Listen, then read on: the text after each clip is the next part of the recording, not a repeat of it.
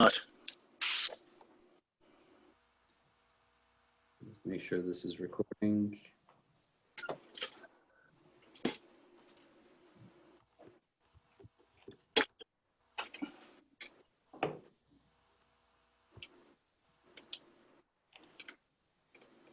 There.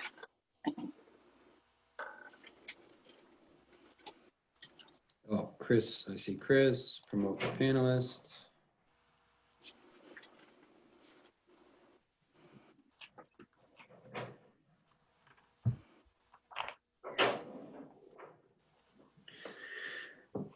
Okay, are we all here? Looks like we are all here. Excellent. Good morning. All right, good morning, everybody. How are you?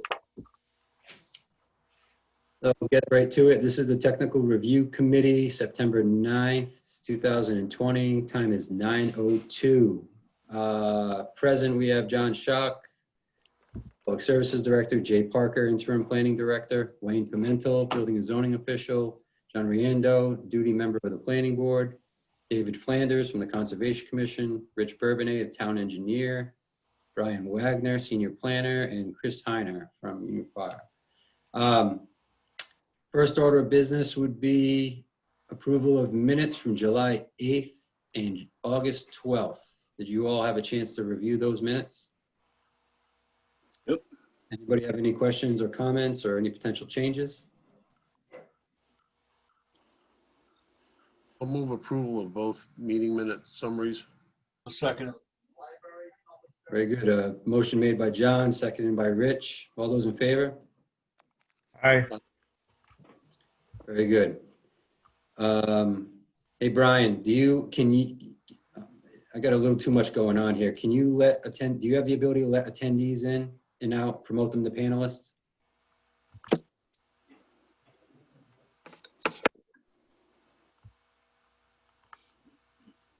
You're muted, but I'll start. I believe Mr. DeSpirito, are you with us? Yes, I am. Good morning. Good morning.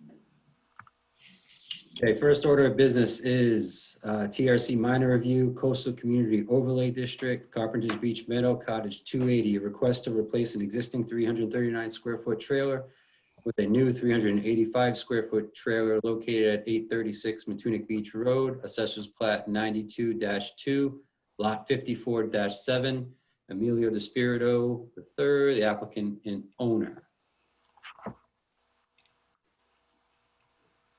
I'm going to put the plan up. Mr. DeSpirito, if you want to give a little introduction of what you're hoping to do. Sure. I'm getting ready to retire. My wife has already retired. We have a camper right now, and we're a little old for camping. So what my wife and I want to do is get a park home. They're much more comfortable. The utilities are normal size utilities. It's like a mini house basically. That's what we're looking for. We're going to be selling our home in Bellingham, so it also offers a loft which we're going to be using to store a ton of stuff. And as far as the size goes, it's has a slightly different configuration. It is slightly larger than what's existing. Yes, the walls are straight. My current camper has 3 slide outs, and that's the main reason why it's slightly larger, because it's actually, if you stand in front of my camper and look at all the slide outs, it's 13 feet wide in the widest spot. This camper, this park home that we're getting is actually going to be 11.2 feet wide. But the total area is larger, if that makes sense. Yes. So it seems rather straightforward. Wayne, do you have anything to add in regard to this? I believe this is the location at at Blackbeard's. Yeah, Uh, yeah, I don't have anything to add, Jay. He was under the 25% increase, so it is a pretty straightforward replacement. Okay. Mr. DeSpirito, do you have anything further to add? I feel like you got cut off there for a second. yeah, I'm sorry.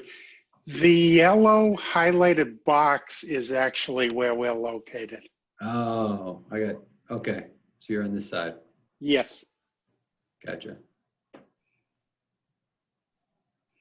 And so I guess the only thing that I can come up with, and Wayne, you probably have already looked at this, as separation is fine. Yeah, he's not increasing or decreasing the separation from what the existing trailer had with bump outs compared to the new one. Okay. Anybody else have any questions or comments? All right, so right now I'll entertain a motion. This is a CCOD application, a coastal community overlay district application. The TRC has the authority to approve this, subject to consent approval by the planning board. The only thing I would offer is that we incorporate the typical, the standard 2 conditions that we have in the past in regards to that the approval is in accordance with the plans provided in the camper or the trailer that's proposed, and that the applicant secure necessary building permits as required. Would anybody like to make that motion? I'll make the motion to approve. Anybody want to second it? I'll second it. All right, motion made by Wayne, seconded by Rich. Let's do a poll vote. Mr. Riendo, Aye. looks like Wayne is busy at the moment. Mr. Bourbonnais, Aye. Mr. Schock, Aye. and chair votes aye. Wayne?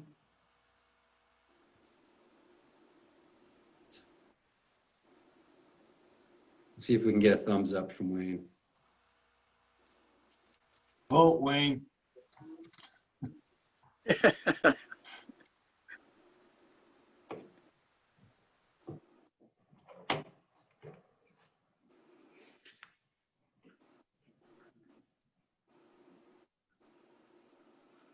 I think you got it, Jay. I think he's good. Yeah, he's good. Spirito, Yes. thank you very much. You're all set. We will finalize this in a decision letter after the planning board approves it.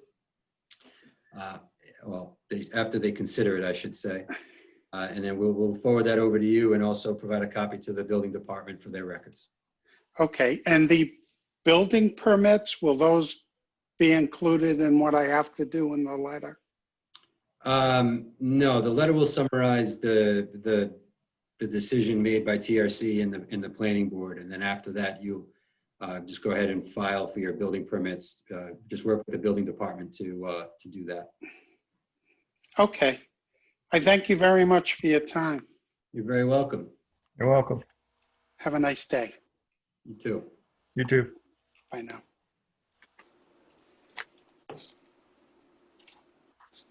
Okay.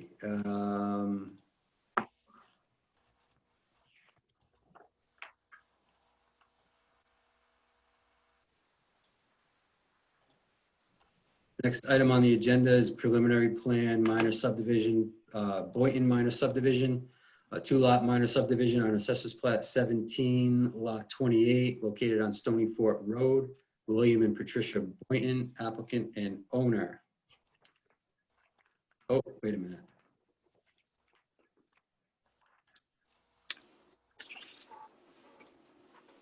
Mike, again, correct?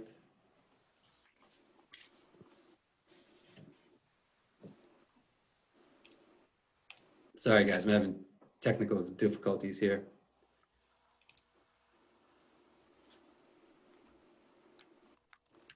How's that, Jay? Is that any better? There you go. Okay.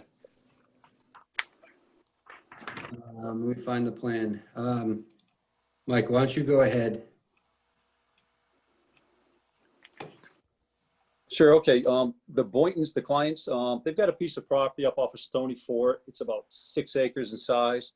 And what they are proposing doing is they'd like to cut a 1 acre lot out to give to their son so they could build a home back there. We've gone through some of the preliminary work to make sure that the lot's buildable. We've done some soil evaluations out there, and we've got decent water tables. We've gone to DEM. We got subdivision suitability to show that, you know, those lots would be able to have septics on them. And we meet all our separations. We're not asking for any kind of variances, anything like that. Just pretty straightforward, 1 lot, well, it's 2 lot minor subdivision.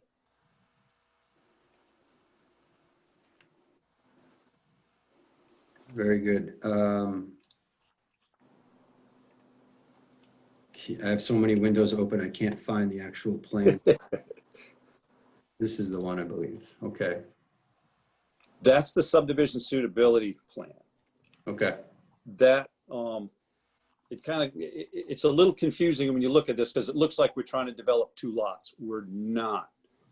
We've added that information on we've got all the information on the 1 acre lot that is really going to be what we're trying to apply to do. We're showing the information on the remainder lot only to DEM to show what we could propose to do. The clients have no intention of doing that. At a point in time in the future, if they decide to do something with it, they have other children, it would be a redesign, it would go up, it would be something that's really not part of what we're attempting to do here. We're really just trying to get that 1 acre lot that's configured there. So kind of ignore that, all that development over there. Exactly. Yep. Okay. And as far as you haven't, as far as septic goes, have you submitted yet for that? No, we have not submitted for the WTS yet. We've gone as far as the subdivision suitability, so we can develop the lots separately.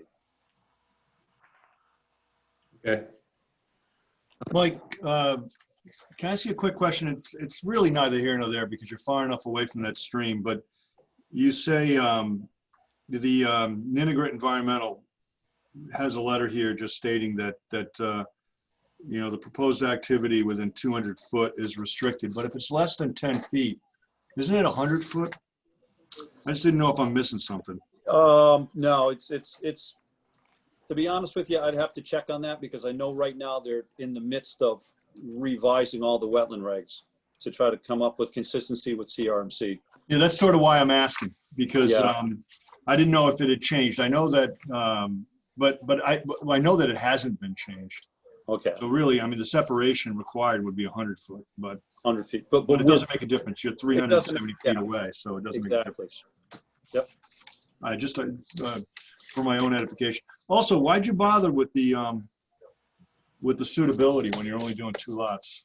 Because, and don't ask me why, but if we go to DEM and try to just develop the 1 acre lot, we can't just develop the 1 acre lot.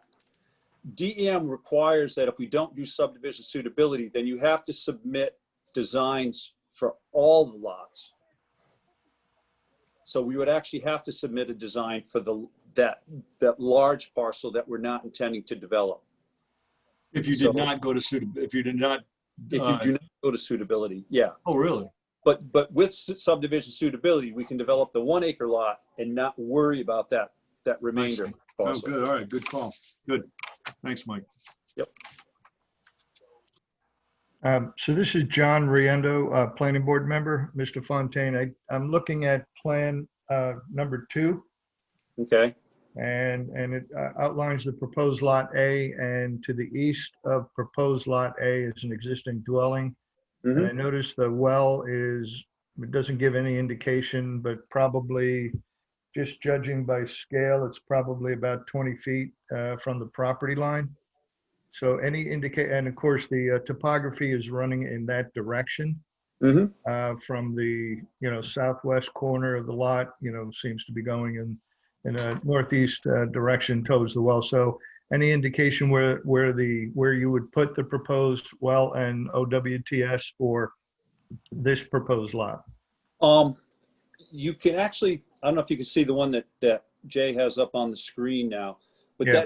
we do show the well radius on that abutting lot, and we do show a proposed well and septic on the one that we're proposing to develop. So we'd be outside that radius on that. Jay, can you blow that up a little, please?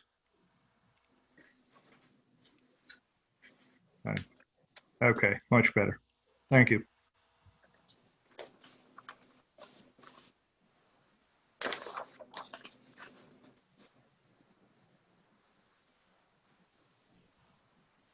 And again, okay, I see the well, the proposed well, where that would go. All right, Right. So it's down towards where that benchmark's Yep, going to be. correct. Yep. Okay. Up gradient of their proposed septic. Okay. Yep. And again, you're outside of the radius, so that's good. Thank you. Yep. This is John Schock. Just a couple comments. One is we'd ask that there be granite monuments out at the property corners, out at the right of way. Granite? Yeah, granite monuments, not rods or pipes. And I see, it looks like the applicant also owns 472 to the south. Does he have an easement across? I don't know if that's something that we need to look Can't. at. You can't grant yourself an easement, John. You can't grant yourself an easement. No. So I mean, it would be, I assume he wouldn't. He owns So- both lots. Yeah, If he correct. sold the lot, he would have to grant himself an easement, but you can't grant yourself, you legally can't grant yourself an easement. Okay. All right. So if we could just get granite monuments out at the I guess the three property corners at the When- right of way, that would be all I'd request.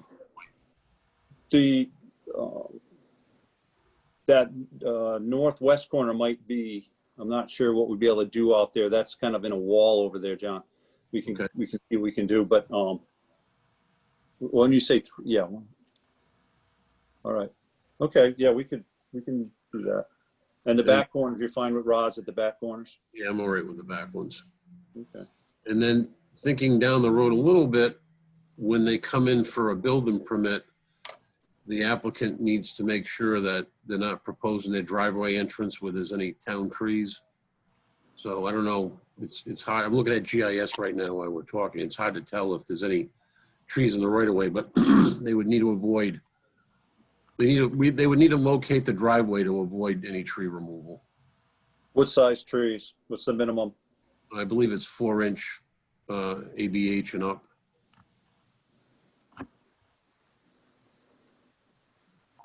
So that's just something that it's not needed for now. I'm just trying to give them a heads up down the road when they come in for a building permit. They need to, Yep. try to avoid any town tree removal. John, any other concerns with access to Stony Point Road or just a standard PA? It's a straight line through there. We've got a vertical curve. Let me pull up the topo. There's a vertical curve. I think it's farther to the south. We just reconstructed Stony Fort not too long ago, so the road's in pretty decent shape. So sight distance, I mean, it's a pretty straight shot, so I don't see it to be an issue.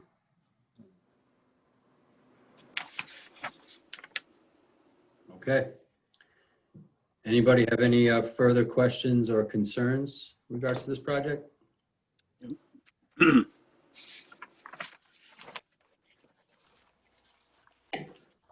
Okay, well, what's the TRC's pleasure on this? Forward to the planning board for consideration with the requirements that granite monuments be installed at the right of way along the Stony Fort Road boundaries, that the three locations discussed, and that the applicant locate driveways away from any street trees potentially within the Stony Fort Road right of way. Yes, I'll make that motion. Very good. Do I have a second? I'll second. Very good. Motion made by John, Mr. Riendo, seconded by Mr. Schock. Do a poll vote. Mr. Schock, Aye. Mr. Pimental, Aye. Mr. Riendo, Aye. Mr. Bourbonnais, Aye. and Jay Parker votes aye as well.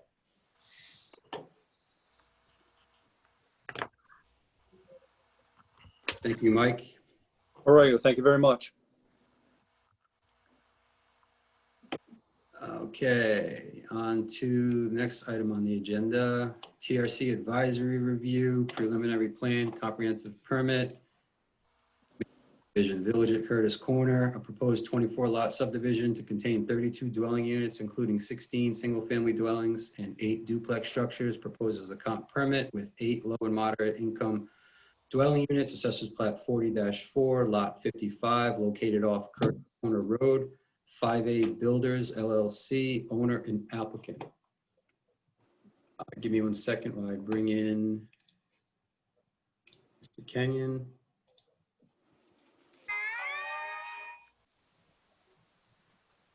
Mr. Prevey.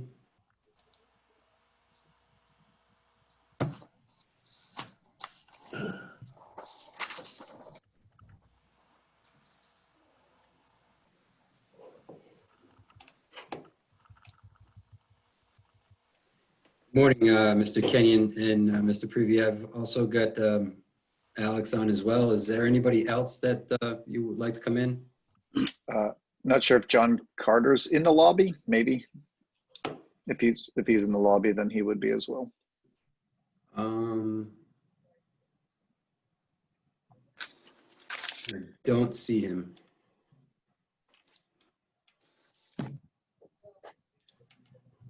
Morning. Good morning.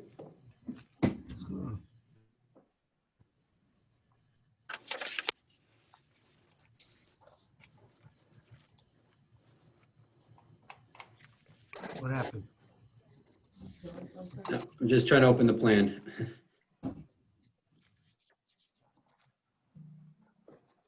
Okay. Okay, so this is a continuation. This application was before TRC last month. I believe there was some additional information that the TRC had requested. Some of that has been submitted already. Mr. Kenyon, do you want to summarize? Sure. Good morning, everybody. I'm John Kenyon, attorney for the applicant 5A Builders. As Jay noted, we were before the TRC, I think it was last month, and made a general presentation at that time. It was noted that a sewer study needed to be submitted along with landscape plans. They both have been submitted. I think the sewer study was just submitted last week. And John Carter submitted the landscape plans. Eric, do you want to briefly go over the sewer study? Sure. And Yep, then I can go. do you have the landscape plans? Yes, I have a digital copy was forwarded. I did not, was not able to provide that in hard copy to the board, I don't believe, to the committee. Yeah, I can go through it briefly. So yeah, that was I had a kind of a checklist of items from last meeting. Yeah, the sewer study was an important one. Maria, as the planning board representative last month, had asked to verify that the traffic impact statement included traffic for the potential of the middle school to change to a high school. I did verify that. I looked back at the traffic impact statement that was submitted at the master plan.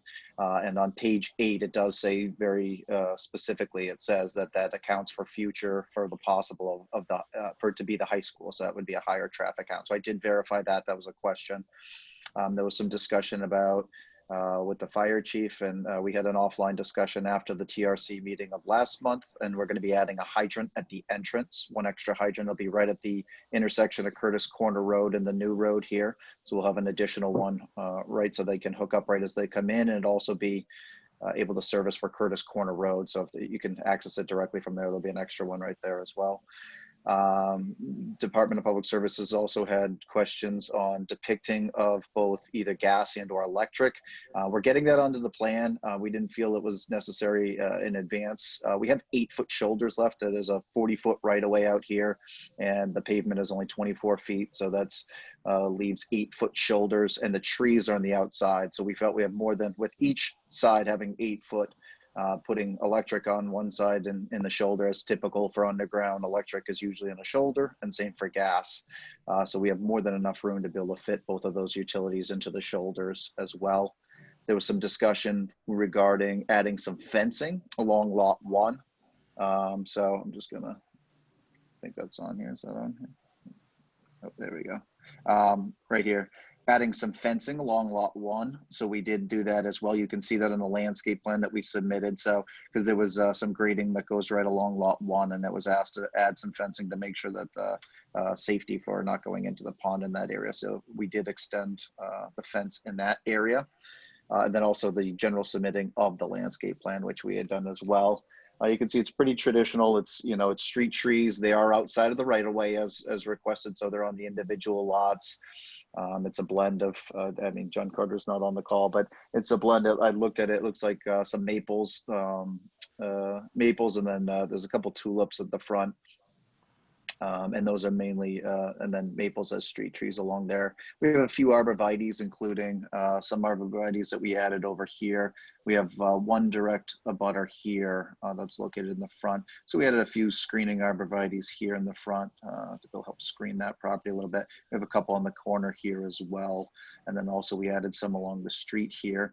We added a note for rebuilding of the stone wall. So there's an existing stone wall out there today, but for just kind of rebuilding and cleaning up this front stone wall once we do the building in the front here for these 2 lots at front directly off Curtis Corner Road. So we will be rebuilding that lot there. Any internal stone walls will be built as well. So there's a few stone walls, existing stone walls that are kind of cut through the middle here. So we'll be reusing those and finding those as those see fit. One of the notes from master plan as well on that landscape plan was making sure with these driveways here for the lots that are set back. Oops, I don't know if I lost it. Hold on a second. These that are set back here, we made sure to put a tree right between each of the units here too. So it really distinguishes between each of the driveways in this area here as well. So you can see there's a tree in between each driveway there. So that was something we wanted to make sure so that they didn't blend together and have one big access point in that area as well. Briefly on the sewer study to be straightforward, the sewer study was given at the just after midday on Friday, and with the holiday on Monday, there's a good chance that they had very short time to look at it. I can give you the conclusion of it, and it was that we were given all of the water data for any of the upgradient parcels, anybody that was contributing to the existing gravity right in Curtis Corner Road. We took that and averaged it out, and then put a peaking factor. So TR16 is typically the standard that we use for gravity sewer designs. TR16 uses a peaking factor of 5.6 for taking an average day flow and then making it to a peaking factor for max day flow. So we used a 5.6 peaking factor on that. It still puts the existing pipe at a 40% capacity out there today. The development, if we assume for 300 gallons per unit, which is a very high, especially for a 2-bedroom unit. These are 2-bedroom units, but that's a very high value, 300. So that's a conservative value of 300 gallons per day. It's a 1% change to the pipe as well. We did include in the study as well an allocation for I&I, which is inflow and infiltration. So that's just any groundwater that may be getting into the sewer system, the sanitary system as well. And we used, again, the typical for TR16. TR16 is 500 gallons per day per inch of diameter times per mile, and we rounded up on that. There's about 6 miles of pipe that are up gradient from here. So we added that onto it as well. And that, as I mentioned, is about a 40% capacity of the pipe. This property is only 2 properties up from Kingstown Road. So there's one, the neighbor to the east that I just mentioned there in the front. So there's one residential property here, just a single family home here.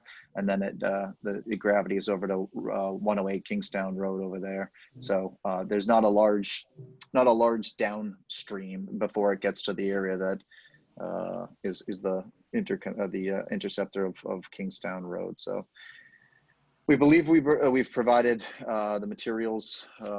There was some other items along the way. I know there was some. We're removing the sewer services. Some of the sewer services were shown going directly into sewer manholes, so we're removing those, putting those right into the trunk lines, and some small kind of cleanup items that we can work with the public services for. But we didn't feel it was anything that was that couldn't be moving on to the planning board. Will the submission to the planning board include those updated plans? It will, yes, and also updating the road. We had Road A. We've since gotten approval from the E911 director to have an official road name. It's actually going to be Vespia Lane. So after the police chief that just retired, so we'll be adding that as well. All of those will be on there as well. Mr. Kenyon, just a quick question on, and recollection, I'm trying to remember on the master plan process, there was discussion of a walking path from the eastern part of the property trying to go to 108. Again, I don't remember if that was part of the condition of approval. I don't think it was. But could you just opine as to the status of that? I actually can. John, if you want, I can actually handle that. If that's Sure. That's okay. Okay, Mr. Rando, this is Eric Privy. We have since had discussions with the public services complex. So that's the primary one that's to the east of us. It's the public services complex. So we did already have discussions with them, and they do not. There's I believe staff has a note in their file that they're, directly from the public services that they do not want us to be able to be going through the property. We did also look at the property to the north of us. So hold on, let me grab this again here. So there's one other property you can see. So this is the public safety complex, right here. So we did already inquire to them, and they do not want us. There's a small area. So there's one more property. It's a private property that's located right here. And there is a small area outside of the 50-foot perimeter wetland that may be able to sneak by, but Mr. Petrucci has been in contact with them. It's actually it's a building that has for kind of specialty needs, and it's owned by Lifespan. So he has been in contact with them, and they also do not want passage, given the specialty needs. They do not want passage through it as well. So they said they would be able to provide something written to be able to qualify that we've asked and that they do not want us going through as well. So we believe that we've done our due diligence to seek the alternatives, the only two alternatives that we have that we could to get to Kingstown Road through private properties. So we believe we've satisfied. I believe it was a condition to inquire about it. I don't know that it said it had to, but it said to at least inquire and report back at preliminary. Okay, well, thank you for that. That's helpful. Thank you.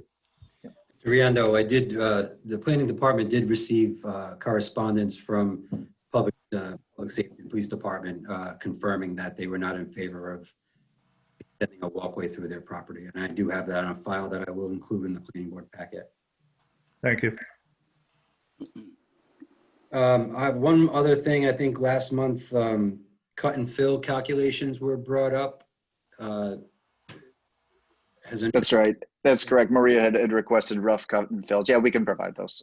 No problem. There was cut and fills. These were kind of extras. They're not necessary per the checklist, but they were requested. Yeah, we can give a rough cut and fill out there. And then also the other one was maybe just a visual of what they're going to look like. Again, it's not in the Route 1 special management where there is architectural design review, but we had said that we'd provide at least a visual image so you can see generally what they look like. So both of those, yes, we can provide those as well.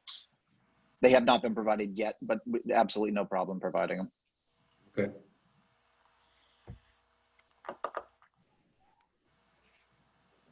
I asked my architect to provide me with some sketches of some housing, what they're going to look like.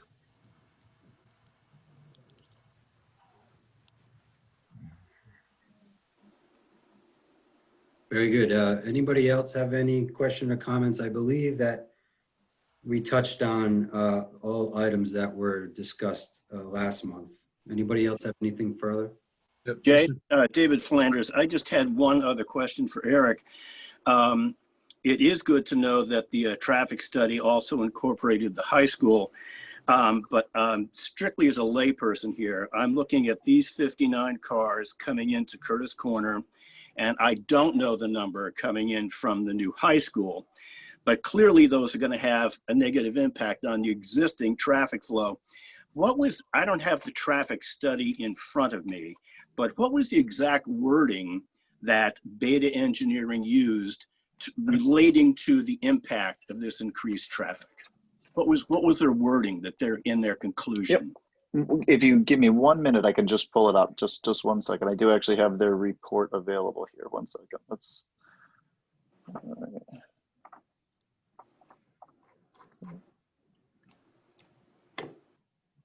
Just trying to pull it up here. I apologize. I want to be able to get it directly for you here. No hurry. So I am on page 8 of the traffic study. Again, we had provided this at master plans. I'm not saying it's not relevant now, but it was also looked at master plan as well. Okay, so I'm on page 8 of the traffic impact study, and this is the work. Yes. I have it open. It's I can read it if you, yeah, there you go. Perfect. Thank you. Thanks, Jay. That's perfect. Yep. One of the known future development potentials is the proposed relocation of the South Kingstown High School to the existing Curtis Corner Middle School site on Curtis Corner Road to the west. For future conditions, the estimated site-specific trips for the relocated high school were added to the design year base volumes, along with proposed residential development to establish the future build. So fully as if it were to be the high school, assuming, because that would be a more conservative condition. That would be more traffic. Hold on, let me. So.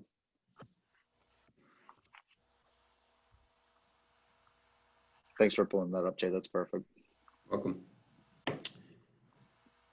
David, did that answer your question? Well, it didn't really address the impact. It did address the fact that they took it into consideration. Again, I'm just speaking as a layperson here. So that's the future build. So later in the conclusions, what we do is we do an existing conditions, and then they do a proposed condition. So proposed allows for population increase, and it included as a future condition. So both the traffic that would be generated from both this proposed subdivision, on top of also changing it to a high school, and right, for a general. There's always an increase anyway. So just from going from year to year, there tends to be a traffic increase from year to year.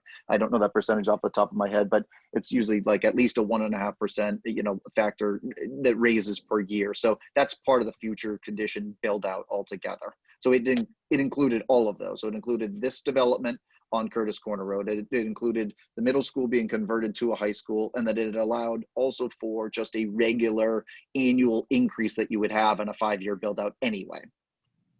Yep.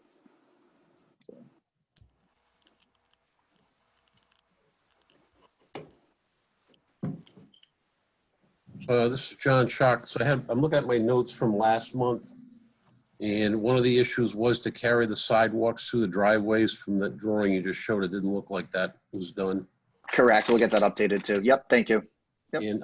And last month as well, it seemed like natural gas was really an open item. So if you're proposing natural gas, I'm worried that, and this is why we need the utility information, the natural gas and the telephone, electric, and cable on the prints with a 40-foot right-of-way. I don't know if that's going to be sufficient width or not. So it's critical that we get that utility information on the plan. And I also asked for a road cross-section detail during where the road is straight and at the curve, because as you know, when you go around the curve, the utilities really get jammed up. That to me is critical. I don't know how I would have an opportunity to support this until I see what those utilities look like in the right of way. Yeah, I'd stated at the beginning, Mr. Schock, it is a 24-foot of pavement within a 40-foot right of way. So a 16-foot extra, so 8-foot shoulders on each side. Yes, we can add it to the plan. No doubt it can be added to the plan to make sure it's very clear and on there. But there is more than enough room in an 8-foot shoulder to put a natural gas in one shoulder and to put underground utilities in the other shoulder. So there's more than enough room. Typically, when you have all those utilities, 40 feet's not wide enough. So all I'm saying is I need to look at that to determine that the utilities are not jammed up and there's sufficient horizontal separation between them. So yeah, between the drainage, the sanitary sewer, and the water, they are all underneath the pavement width. So the shoulders are completely free for both of those utilities. There's more than enough room. So yes, we can. I have to show me, Eric. Understood. I can graphically put it on the plan. And don't forget to put the cross sections in too, please. No problem. Because the trees aren't there, Mr. Schock. So a lot of times the trees become a little bit of a concern if there's street trees there and you know, if there's any conflicts with root systems, and that's always a concern for sure. But the trees we've put on the outside onto the private lot, so there's no obstructions for trees in that area. So, but yes, I can absolutely add it to the plan. Yep. Good.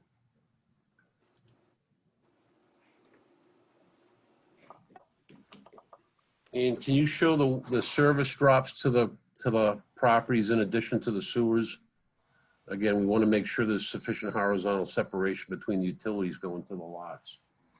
Sounds good. Yeah, you're talking about the sanitary sewer services, correct? Well, the print I have shows the sewer services, but it doesn't show the water, the gas, or the electric. So again, we want to make sure there's sufficient horizontal separation, not just with the mains out in the street, but for the services going to each property. Yeah, understood. Yeah, those are, yeah, yep, no problem. Those are usually the construction details that we can put on, but yep, that we can add those.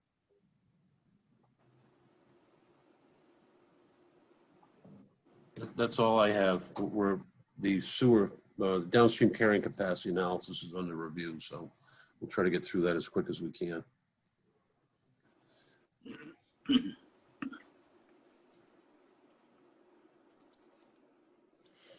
Very good. Anybody else have any questions or comments, concerns?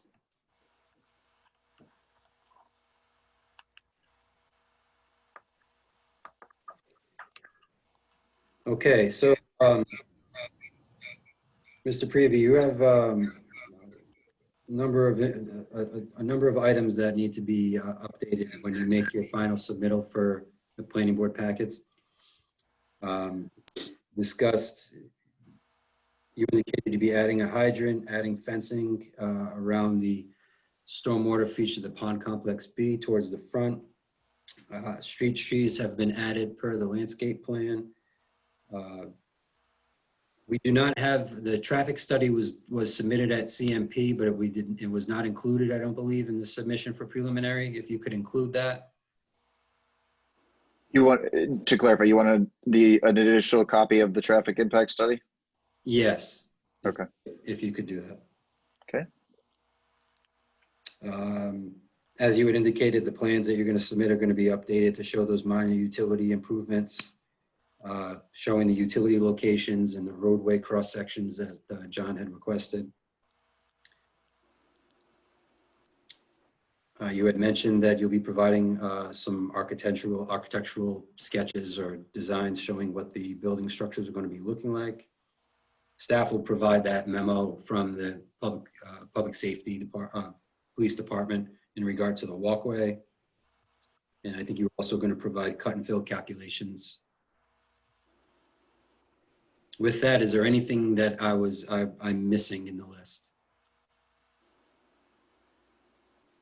Hey, Jay, one other thing, Eric, that I brought up, I'm just looking at my notes again.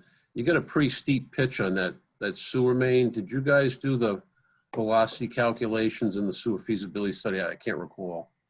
Remember we talked about perhaps yeah, flattening? that's at 0.5%, and I'm looking at I was actually just looking at that from TR16. I mean, for an 8-inch diameter gravity, you don't want to be less than 0.4%. You can go flatter, obviously, in like a 12-inch. You could be down around 0.22. But for an 8-inch, this is only an 8-inch internal. I don't think we want to be much flatter than that. We're at 0.5%, and as I mentioned, we're nowhere near the velocity. It's Actually, if it. Not you say it's the nomenclature. Usually it's like 0.05 or 0.005 feet per foot. You've got a percent. So okay, I got you. All right. Oh, I see what you're saying. You thought it was 5%. Oh, I got you. Yeah. Yep. Yeah. No, it's 0.5%. Yeah. Okay. Yep. All right. You should be good. Thanks. Thank you.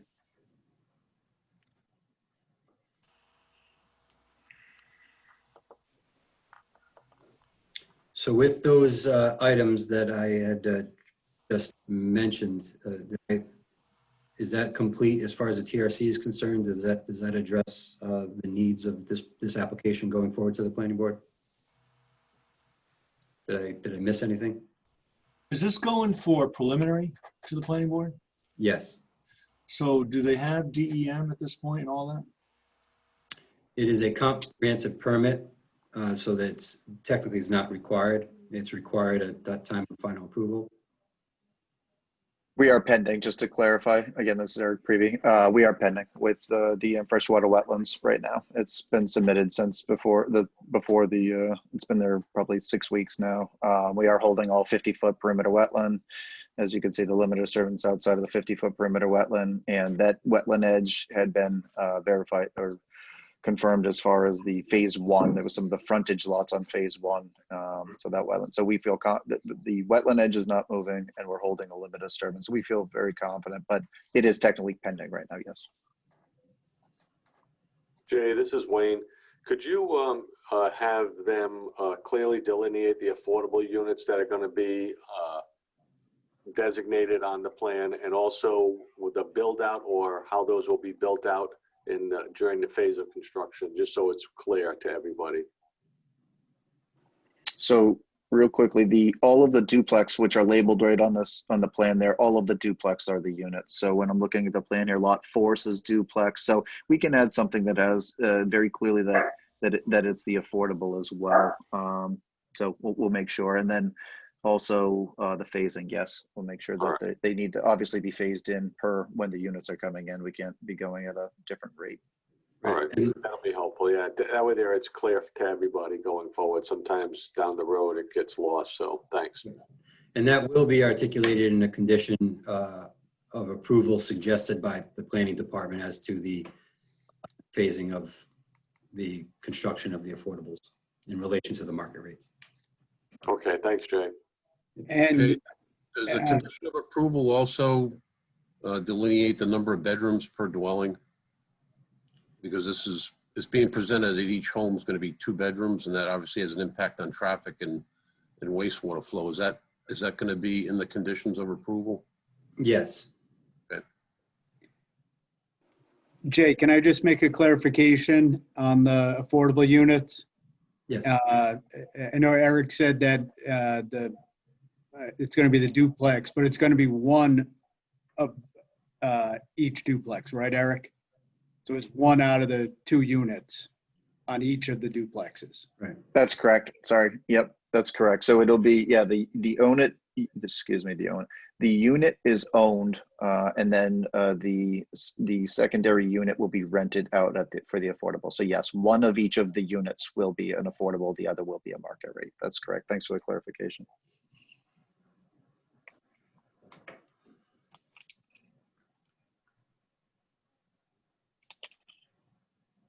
Okay, anything else? Anyone? Okay, with that, I'll entertain a motion of the TRC to forward this to the planning board for consideration I'll make that motion. with the items that were discussed, the updated items that are to be included and the minor revisions that Mr. Prevey indicated. Correct. Do I have a second? I'll second. Very good. Motion made by Mr. Riando, seconded by Mr. Pimentel.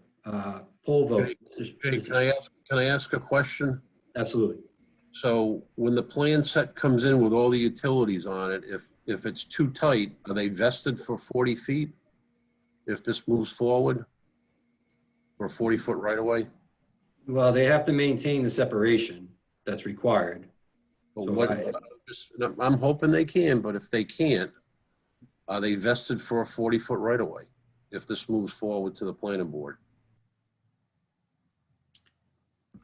Jay, it's my understanding and that if indeed, to John Schock's point, that there are issues with the 40-foot right-of-way, then it is, even though it was a condition of the master plan, but preliminary plan would take precedence over and could amend the master plan. So it could be that if that curve required a 42, just for supposition here, 42 foot on the curve or 43 foot, whatever it may be, then it could be amended. I would concur with that. They need to meet the technical requirements. Correct. For replacement of the infrastructure and. Without easements, without easements. Correct. Correct.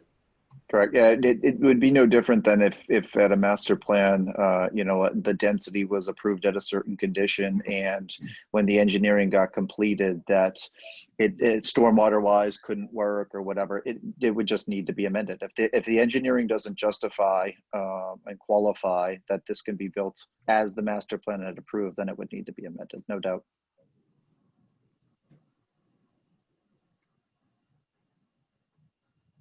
John, are you satisfied with that?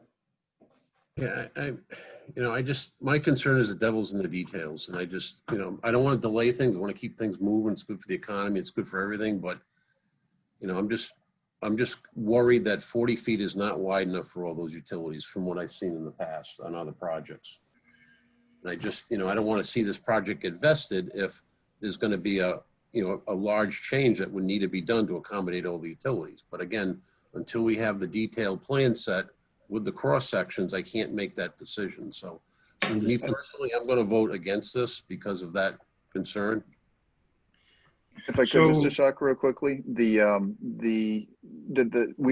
not on the September, which would be the end of this month, right? The next possible one would be the end of October. So we can be sure to get you the plans within the next week or two, just to make sure that they're well in advance of any. We're not even on the planning board until the end of October. So I believe we can have all those details well in advance. To ensure that before we're even going before a planning board meeting, that you're more comfortable with it. So. But I think the problem is I'm being asked to vote on now what's before me, and my position is I don't have enough information before me to make a favorable recommendation. That's the problem I have.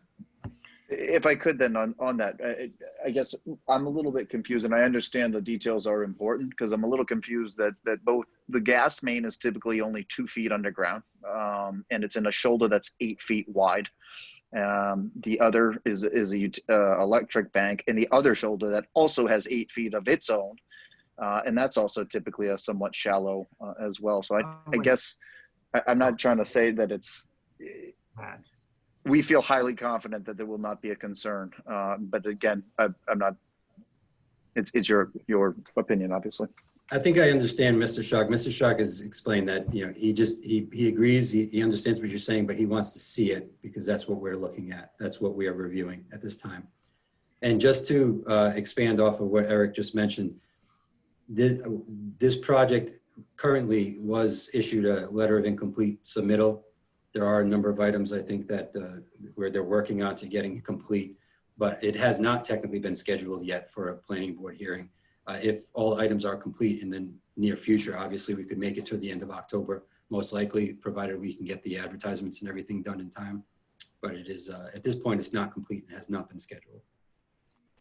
So Jay, I'm just going to amend my original motion to reflect the discussion that we're having regarding the utilities and the fact that DPS would like to see the utilities so that they're comfortable that they actually work within the 40-foot right-of-way. So I'm going to make my motion subject to that DPS review.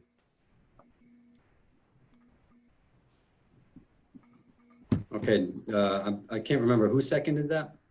I second that, and I'll second that new revised motion. Okay. So we will resume poll vote. Mr. Schock, I'm going to say nay. Mr. Pimentel, Aye. Mr. Riando, Aye.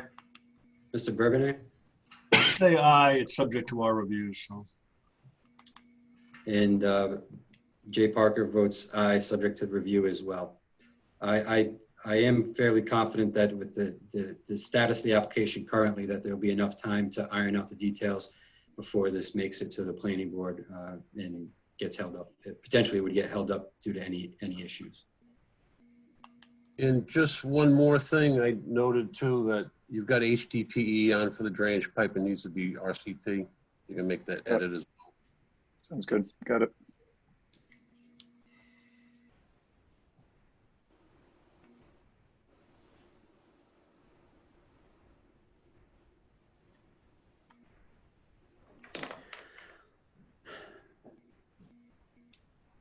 Very good. I think that concludes the discussion on Village of Curtis Corner. Excellent. Thanks for your time this morning.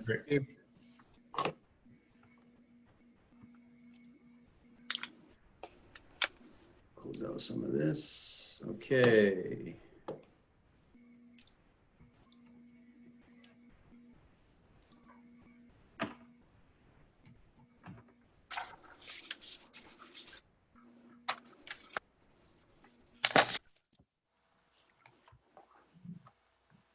And moving on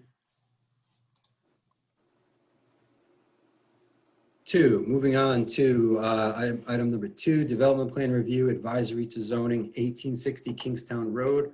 Proposed development of a 7,545 square foot retail building and associated improvements. Assessors plat 40-1, lots 125 and 126, located at 1860 Kingstown Road. Garrett Homes LLC applicant, South Shore Mental Health, Gateway Healthcare Incorporated, and Alternative Living Concepts, care of Gateway Healthcare Incorporated, owner. Mr. Shikarchi, good morning. Good morning. Good morning, everybody. Thank you for hosting us today. So we are here today seeking technical review approval to go to the planning board. This is a project that came before you approximately a year ago, maybe a little bit more, a year and a half ago. I'm trying to forget with the COVID, that's how off we are with time. But and received planning board approval ultimately, but was denied at the zoning board because of the issue raised, and that was a strictly issue with not enough parking, not enough internal traffic stuff. So we have that technically under an appeal. We're not moving that appeal. We've instead decided to come back to acquire more land we have under contract. I'll turn it over to the engineer and provide what we think is a better plan that addresses the concern raised by the zoning board. Mr. Shikarchi. I'll turn it over to the engineer. Yep. Do you have any other members of your team outside of yourself and Mr. Brunton? There's the engineer, and then from BL Engineering Company. Mm-hmm. He should be there. I don't think he'll raise Matt's his hand. here. Also, Matt Eucalito. He is the developer from Garrett Homes LLC. He should be on the line as well. Is by any chance, is he calling in from a Connecticut phone number? I believe so. I believe so.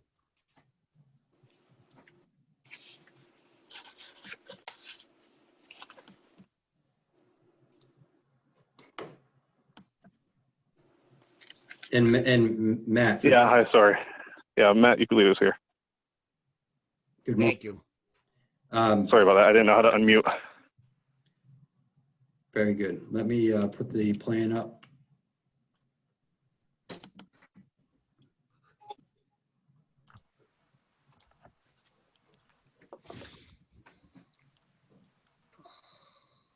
And is it Matthew? Is it Bruton? How do you say your last name? Bruton. Bruton. Would you like? Just say Matt. Yeah, Matt. Well, I believe there's no. Yeah, I'll walk you through the plan set if you want to flip to the survey, which is second sheet, or if I can get control. I'm going to give you. There you go. You got control. Perfect. Okay, again, Matt Bruton, engineer from BL Companies for the record. Thanks for that introduction, Joe. So, reiterate, we come back with now 2 parcels under control for the proposed retail building. One parcel is 1.06 acres. The adjacent parcel, which was also recently acquired, of 1.63 acres is going to be added to the development. South Kingstown Road is across the bottom. So in total, we have a little over 2 acres now in the MU zone. Both parcels are undeveloped and wooded lots at this time. There are wetlands present along the rear property line, which is the direction west. You can see in the back, that's right on the rear property line. Also FEMA Zone X. Just skim forward a little bit here. So this is the site plan. We've rotated it to fit. South Kingstown Road is on the right side of the page. The wetlands are to the rear on the left side of the page. So what we're proposing is a 7,545 single-story slab-on-grade retail building. With the extra room, we've been able to spread things out, which should directly address the reasons for denial at the last go-around. We have a single access driveway in this dark gray to Route 108. We also have a sidewalk along the frontage to the adjacent driveway, which is the water to the bottom of the page. In addition to that, we have 24 paved parking spaces where 21 are required. The size of these parking spaces has been increased to 20-foot depth and a 9-foot width. For those of you that remember the original application, we did hit the number that was required, but in the opinion of the boards, they were too tight was being proposed here. So these are now a standard size and depth. In addition to that, we also have a dumpster enclosure and loading area behind the building. And we also have this turnaround area in the rear for better truck maneuverability on site and off site. So this additional parcel has allowed us to spread things out, giving us better truck turning ability on site. And also in the meantime, has allowed us to pull further away from the wetlands on the west and the rear of the facility. I'm gonna flick forward a little bit to utilities. All are available along the frontage, gas, sanitary, electric, telephone, and water. Nothing crazy, and that's similar to what we had before, just a readjustment of connection locations because the building shifted. Go back to grading and drainage. This is the stormwater management system was designed to the 2015 Rhode Island Stormwater Manual. There was no existing facilities on site as it's vacant and wooded. We're proposing to do here, obviously, is to mitigate peak flows, peak volume, and provide water quality features. Doing that is an above ground stormwater basin, which is, I'll just trace, I don't know if you guys can see my mouse, trace it along the rear of the parking lot here. There are 2 7-4 bays that get sheet flow from the parking lots for pre-treatment into the basin. This basin eventually discharges to the wetland to the rear. Also, between the building and the street, we have a swale now that captures the landscaped areas in the front that swales around and also discharges to the back, which is the wetlands. All the roof and impervious areas go through the 7-4 bays and the stormwater basin before discharging to the wetlands. So this is obviously reducing peak flow attenuation and volume and providing water quality volume as well. Click forward here.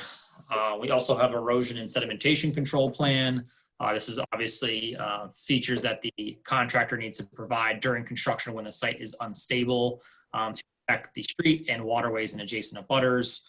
So features on here as a construction entrance, erosion control blankets, silt fence, stockpile areas, and straw barriers as well. Just click forward one more time. Landscaping. So this is the proposed landscaping plan once everything fine grading is complete. So we have, as you can see, a variety of trees, shrubs, and grasses around the entire sites. Oops, my bad. wrong way. So that includes a lot of trees and shrubs along the frontage of the property, also within the parking lot, and also along the perimeters to shield the abutters. There's obviously a used kind of car lot to the north. There's a small residential development to the west kind of rear here. And then there's also a commercial property to the south as well. But with add an additional parcel to the development, we've been able to pull further away from the wetlands and also still maintain landscaping so that this will give a larger buffer to the rear residential abutters. I'll just leave it to the last couple pages. Details. Photometric plan has been provided. These are LED, dark sky compliant, full cutoff fixtures. Obviously, we're providing minimum for safety and security of the customers and future employees. So that is included in the set. Also, unchanged from last time, this is the proposed architectural elevations of the building. This side, I'm in the middle here, which is elevation number 3. This is the elevation that faces the road. Elevation 1 is what faces the parking lot. Elevation 4 is what faces the rear, which is the wetland and the loading area. One other sheet I just want to show you real quickly that I can take your questions is one of the items that was a point of contention during the original application was the truck turning movement. There is a plan submitted here. So the truck WB67 can safely make it into the parking lots, can turn around on site and also leave. He can do so without touching parking spaces, and he can also do so without crossing the center line of Kingstown Road.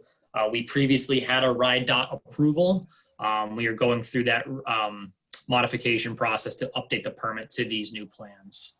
So that's kind of the quick high-level overview. I don't know if Joe has anything else to add, but I'm happy to take any questions if you guys have any. No, I think you did a wonderful job, and I'll be happy to answer any questions the board may have. So, Mr. Shikarchi or Mr. Bruton, this is John Riendo. I think at the thank you for the presentation, and clearly, you know, the fact that you have acquired the neighboring property takes a lot of stress off the previous application. Since I know we struggled when the planning board had review of it the first go round. In this particular situation where, you know, some of the constants here will be traffic. So I think it'd be a good idea to get a traffic study update, see what kind of volumes we're talking about, not only for truck traffic coming in to replenish the store, but also the kind of volume you anticipate with customers. Thank you. It's a good point. We can do that. Okay, thank you.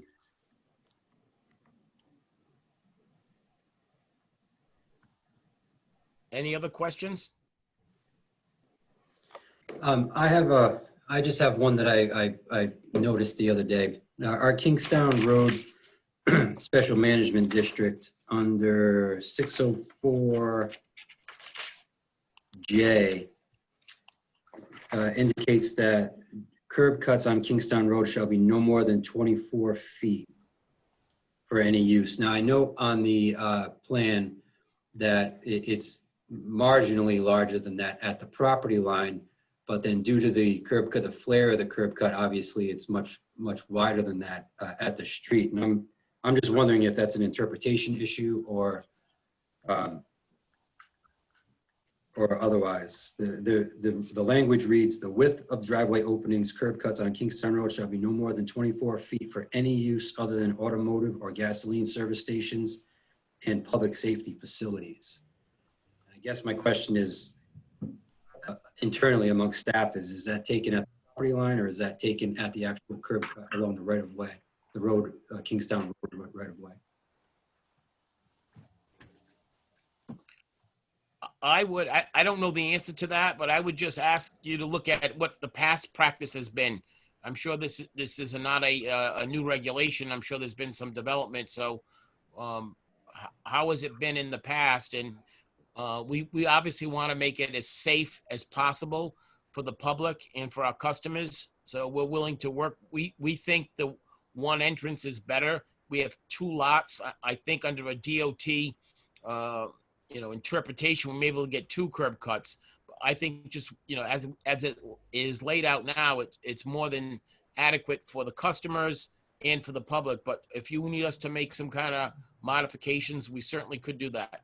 We have enough, as you point out, as Mr. Renando points out, we certainly have enough land if we needed to. And this is a question to the engineer, but can the radius be tightened up and still get your turning radius in? Right, yeah, so just want to add to Joe, yeah, so if we need to provide 24 feet at the property line or even at the curb line, we can do that. The only issue with that is, we have a 20-foot radius here, which is a pretty common radius for cars to safely get in and off the property. If we tighten this up to 0, which I don't think is really what you want, we can do it. I just like to point out that to the north and south of this, there is mountable curb, and that is to allow the larger vehicles, the trucks, to get safely on site without running over landscaped areas. That's required so we don't cross the center line of Kingstown Road when trucks leave or enter. The previous plan did not have as much mountable area because when the trucks left, they crossed over the center line like they're allowed to do, but that was a concern by the boards. So we can definitely modify this if the 24 is a sticking point, but just let you know that the mountable areas are still going to be required for the trucks to make the maneuvers that they need to do. Jay, I think, I used to have that discussion with DOT a lot. I think they kind of went back and forth for a few years on where they interpreted the width of their access to, because they have a limit as well on what it is in the road. Is that what you're referencing, or are you referencing something in a guide that we have? I'm referencing our zoning ordinance, Our ordinance on state roads? On within the Kingstown Road Special Management District. Right, okay. Yeah, I mean, I would be my opinion to defer to DOT on it. I believe that DOT is looking at what that access is, how wide the actual entrance is, and that the radiuses are allowed, by use, whatever it is. If it was a residential property, of course, you wouldn't need as big a radius. It would be nice, however, if it's mountable curb, and if you feel, as the engineer, Matthew, if you feel that you can maybe even go to 10 feet, perhaps that helps a little bit. The radii. Yeah, I mean, if it's all mountable and you feel comfortable that they're not going to destroy curbs. We don't want the curb all messed up out there either, but. Right, yeah, it would be a monolithic concrete curb in those areas, so it'd be pretty stable. But yeah, I mean, if you guys have an issue, I can definitely tweak it down from 20 to 10 to tighten it up a little bit. So there's not as much of an opening along the curb line. I don't know, Jay, what do you think what is your interpretation of that? You read the literal you read it literally from the ordinance, and it's cut to cut. I know, but it's cut to cut. But the radius on it, it's obviously a better situation. It's more safer for vehicles getting in and out.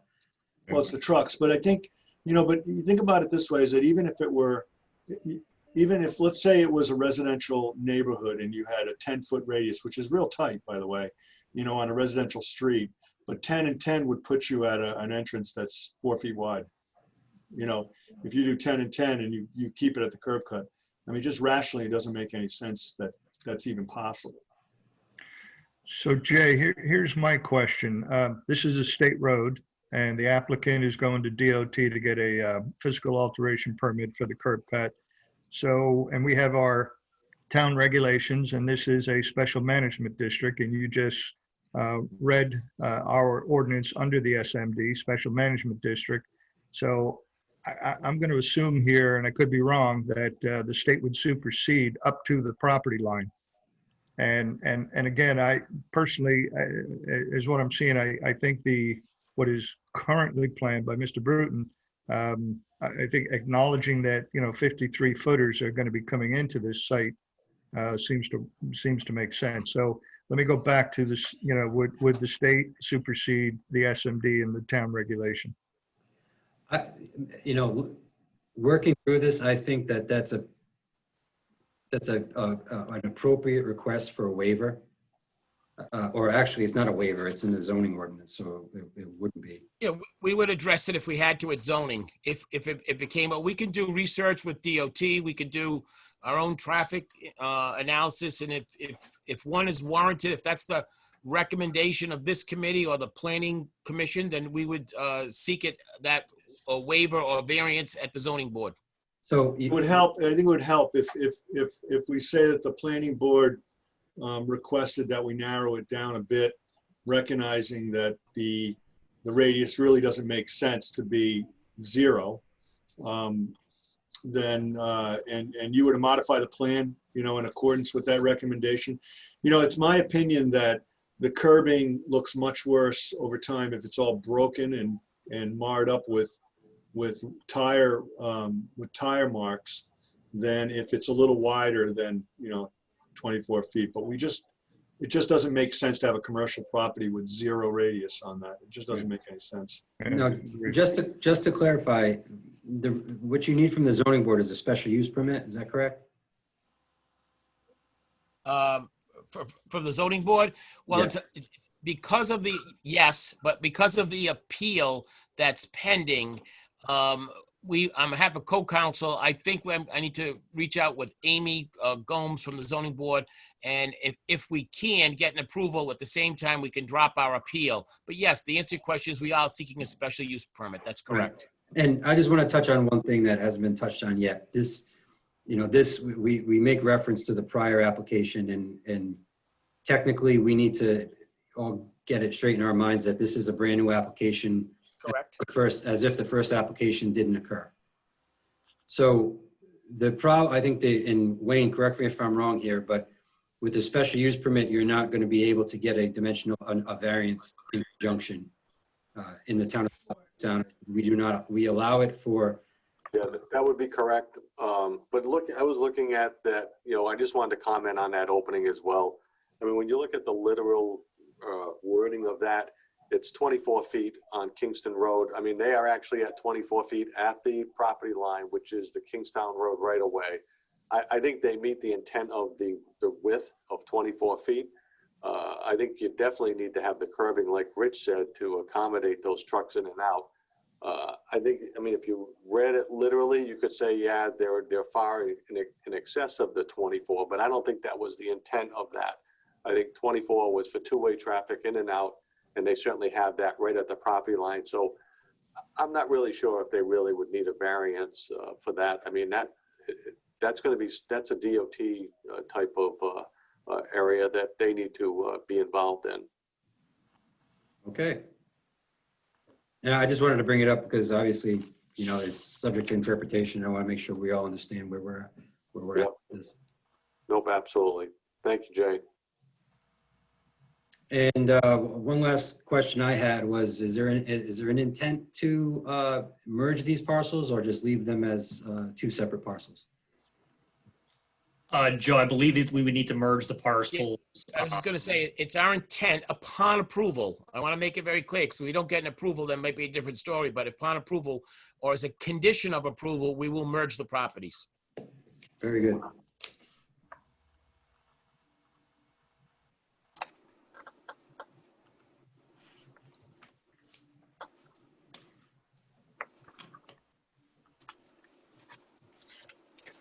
This is John Schock. Couple comments. One is the driveway entrance. We need you to carry the sidewalks through the driveway with the RIDOT standard reinforced. I think it's 8 inches. And I'd also ask that you carry the sidewalks through the driveway to the south. I know that driveway services the other property, but we're trying to get continuity for sidewalks along Kingston Road. And the other, Okay. go ahead. Again, no problem as a condition of approval. Absolutely, yes. Okay. The other thing too is I'm looking at the sewer laterals, and I don't know if you folks, I think we passed the the as-built. So I'm looking at the as-built right now. I think there's 3 laterals that abut the frontage of that property. So you may be able to use another one other than what you're showing there that's more of a direct shot. So if you want, I can forward you the as-built if you'd like. Yeah, that'd be great. That'd be great, John. I'm just trying to make Thank it a little easier on you. So who should I send that to? The engineer, Matt at BL. What's your email, Matt? MBRUTON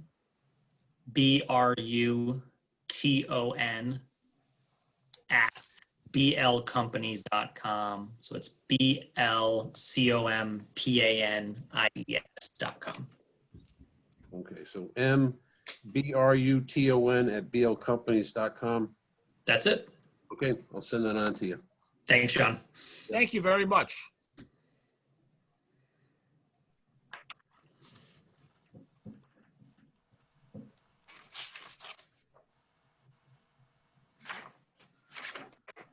Okay. Anybody else have any comments, concerns? Anybody on TRC would like to ask the applicant?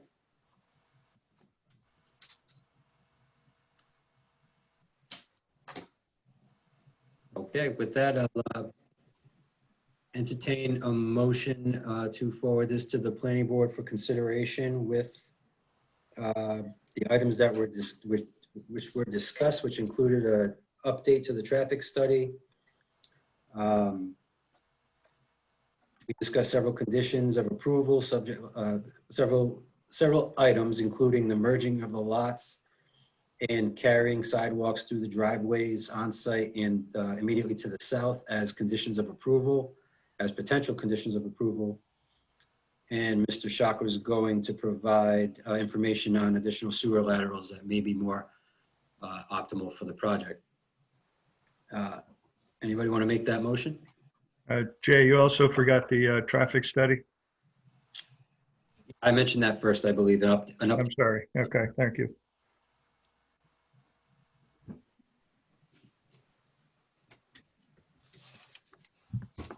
So I'll make the motion. Anyone want to second that? I'll second. This is Wayne. Very good. Motion made by Mr. Riando, seconded by Mr. Pimento. Before we go to the vote, I just see Chris sitting there. Chris, do you have any comments on, we haven't gone to you yet today, and if you had any input? No, it looks good. I like the turning radius so we can get trucks turned around. That was a sore subject last time. Not really a sore subject, but it was a little difficult to get trucks moved around last time, but that was good. Understood. Oh, yeah. Okay. So again, we have a motion made by Mr. Riando, seconded by Mr. Pimento. We'll go to a poll vote. Mr. Schock? Aye. Mr. Pimento? Aye. Mr. Riando? Aye. Mr. Bourbonnais? Aye. And Mr. Parker votes aye as well. Great. Thanks for your time, everybody. Thank you very much. We appreciate it, and thank you for the information, Mr. Shock. Yep, Matt, I just sent that to you, so you should have got it by now. Great. I'll take a look right now. Okay. If you got any questions about it, you see the laterals with the swing ties, just give me a call. Will do. Thank you very much, John. Okay, bye. Matt, just let me disconnect you from the remote real quick. Everybody be safe. And have a great day. Okay. You guys have a good day. You too. I'll stop the share.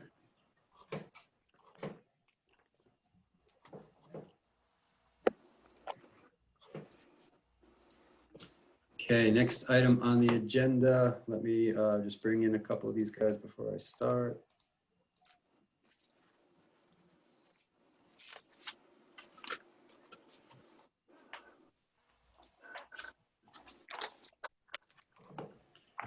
Next item on the agenda is preliminary plan, major land development, Tower Hill Landings Annex, proposed construction of an 11-unit multi-household structure and associated site improvements on Assessor's Plat 32-4, Lot 32, located at 2095 Kingstown Road, Tower Hill Landings Annex LLC, applicant DCH1 Realty Holding South LLC owner.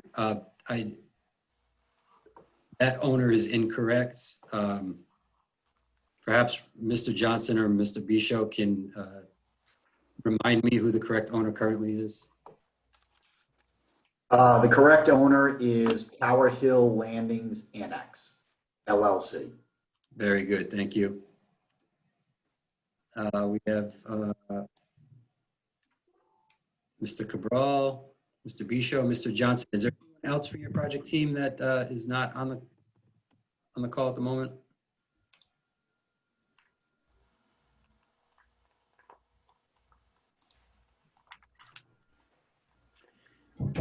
Very good. Gentlemen, you want to put up the plan? You want to? And Mr. Cabral, I'm going to, I'll give you control of the plan. Oh, thank you. Oh, and again, let's see.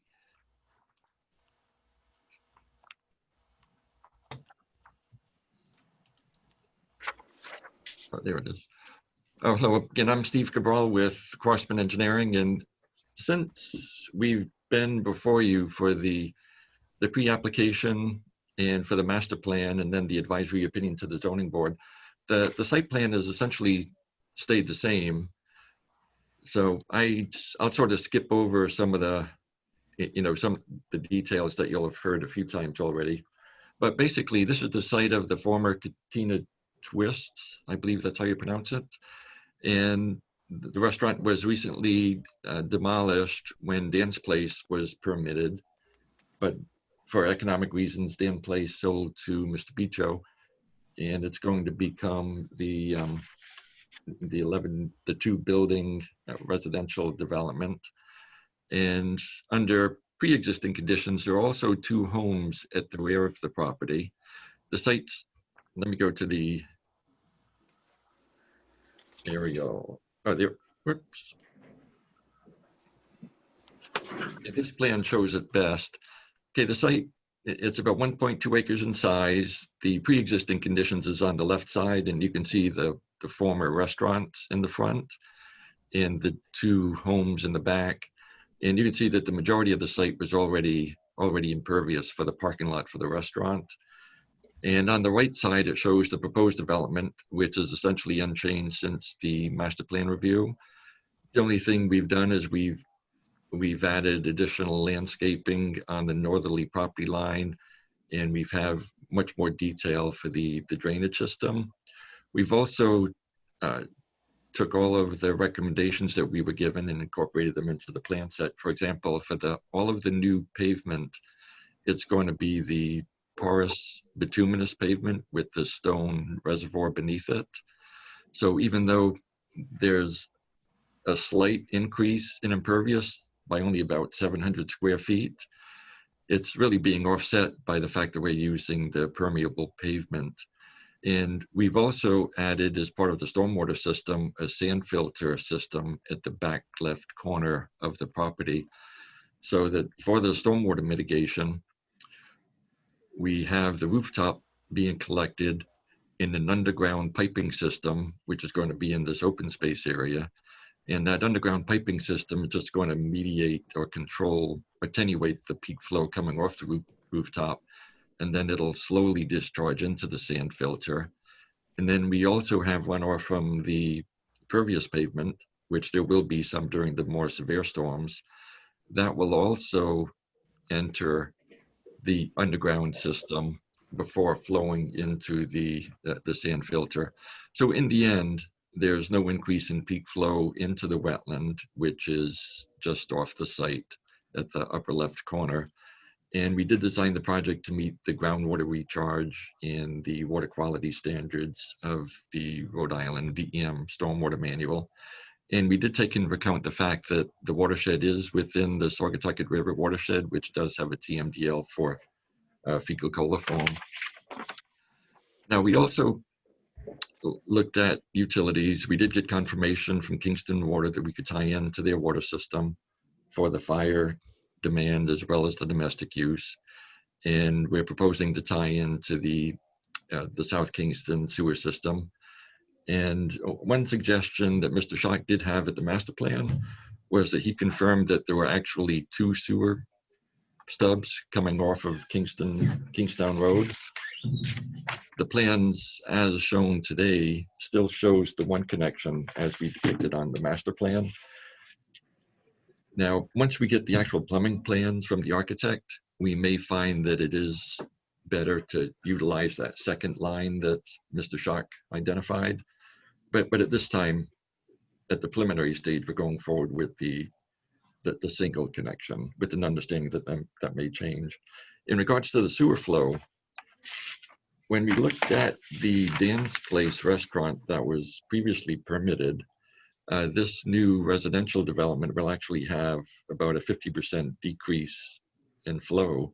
For example, the previously approved restaurant had an estimated maximum daily discharge of about 8,000 gallons per day for the sewer flow. And with the new residential development, which will have a grand total of 40 bedrooms, we're anticipating approximately 4,600 gallons per day on the max day. And if we were to compare the peak flow, knowing that the restaurant has a short business opening, the Dan's Place peak flow was about 20 gallons per minute. And with the new apartment complex, we're estimating the peak flow on the maximum day to be decreased down to 6 gallons per minute. And if we were even to take a step back before the Dan's Place and looked at the flows from the original Cantina Twist restaurant and the two homes, this apartment complex, we still anticipate that the flows on the average day and peak day will be less than the sewer flows of that original restaurant, which has recently been demolished.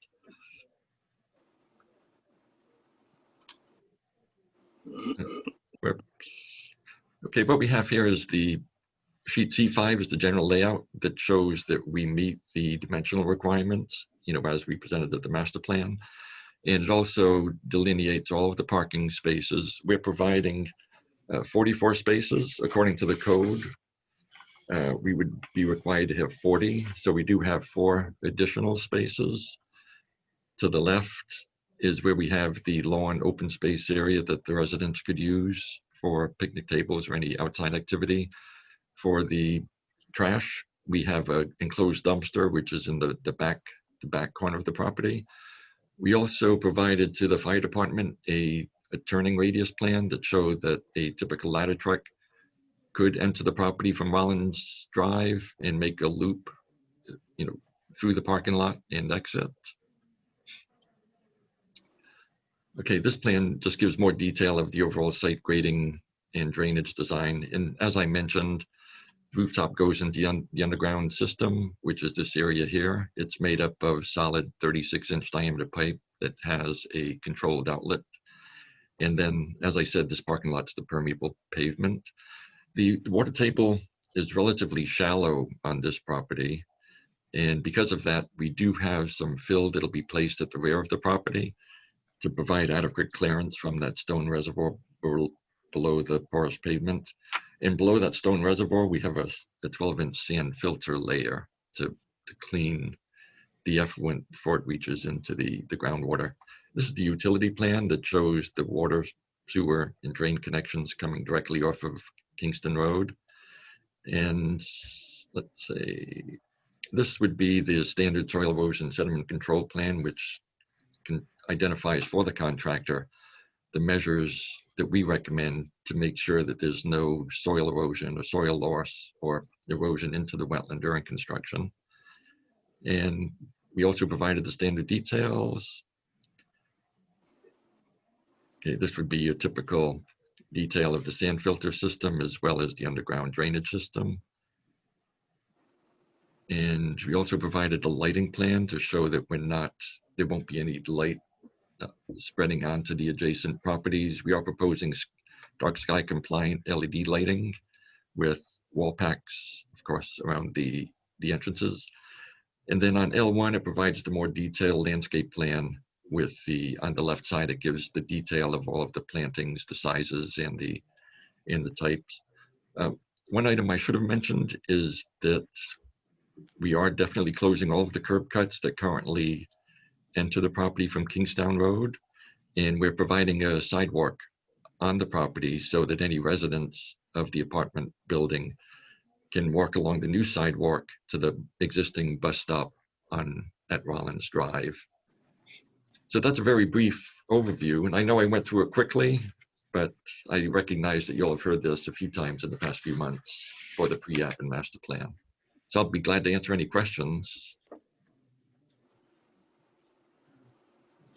I don't necessarily have any questions. I just wanted to bring it to the attention of the TRC and anyone listening that the application is requesting 3 waivers. Waivers for less 10-foot perimeter landscaping with the parking lot having more than 5 spaces. The 100-foot setback requirement from the street for multi-household land development projects.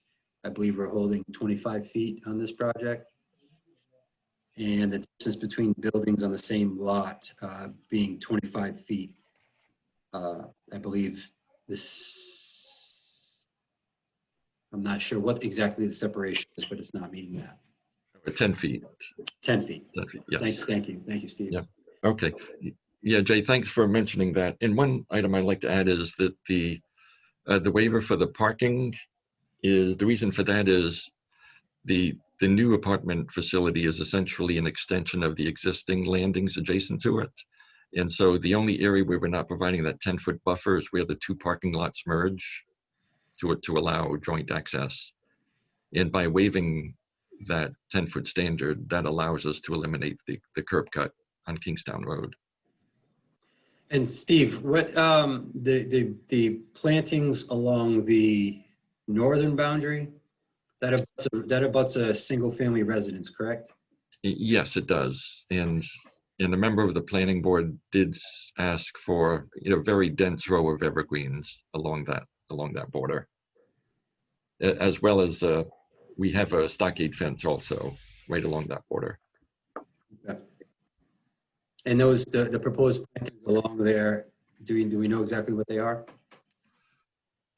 Oh, we do. They're identified on the landscape plan, which let me just call out.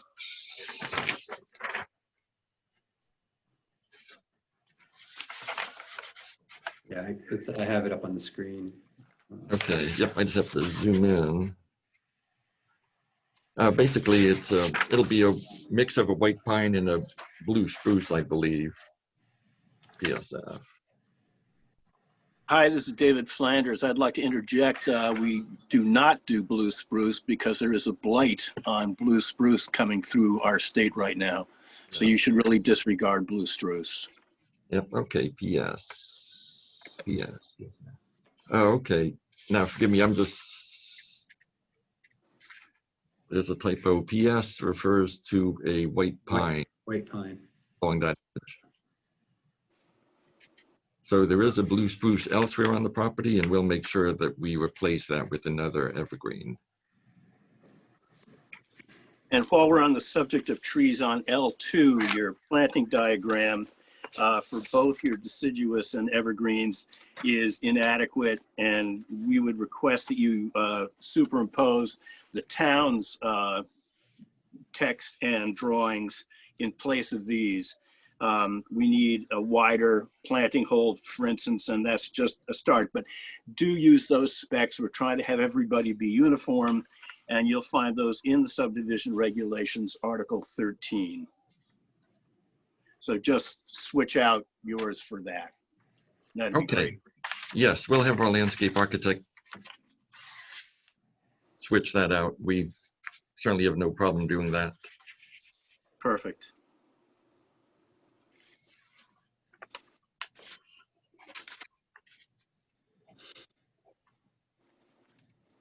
Anybody else have any comments, questions, concerns? Well, just one comment, and I think, and I missed this at the preliminary plan discuss, or the preliminary plan, not preliminary plan, but the previous plan when we came in just for discussion purposes. So I'm glad to see 138, the former entrances will be closed up entirely. and that they're using an existing road, Rollins Drive, to get to the property to the east, backside of the property. So I think that'll solve a lot of drainage issues that were going on to the property and stay within the right of way of 138, which is important. I think it's good for the parcel as well, for the development plan. Thanks, John. Rich or John, any questions, comments? Nope, I'm good. Yeah, and I'm good as well. Chris, any comments from fire? No, I did speak to them. They did provide a letter that they will be putting sprinklers in the building for the code, and we're happy with the turning radiuses. That's all I have. Very good. And finally, any additional considerations for the planning board at this stage based on what's been submitted? No, I think what I'm seeing reflects, from the pre-app. And again, no comment here. There, and just so everybody's aware, you did receive the special use permit from the zoning board, correct, for the unrelated persons?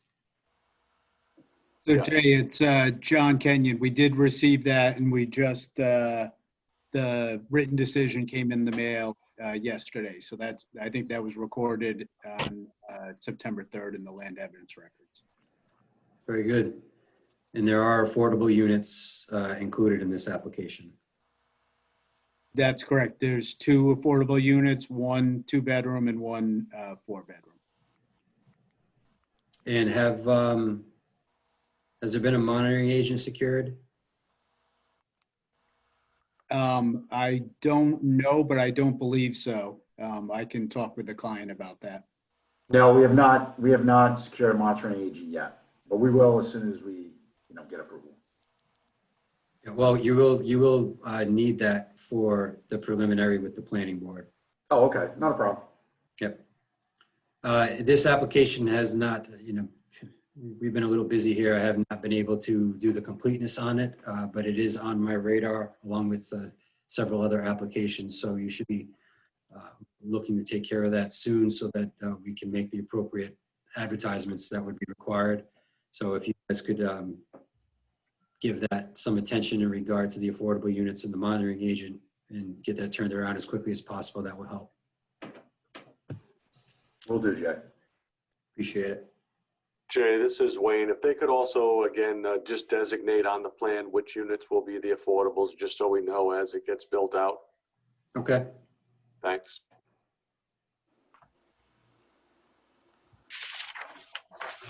And that can, I think that would be, a call out would be sufficient without making the plan too busy. Perhaps just a call out on the side or. Yeah. OJ, if I may, I believe on sheet C5 in the upper left corner, we identified the affordable units. Yeah, you'd have to zoom in.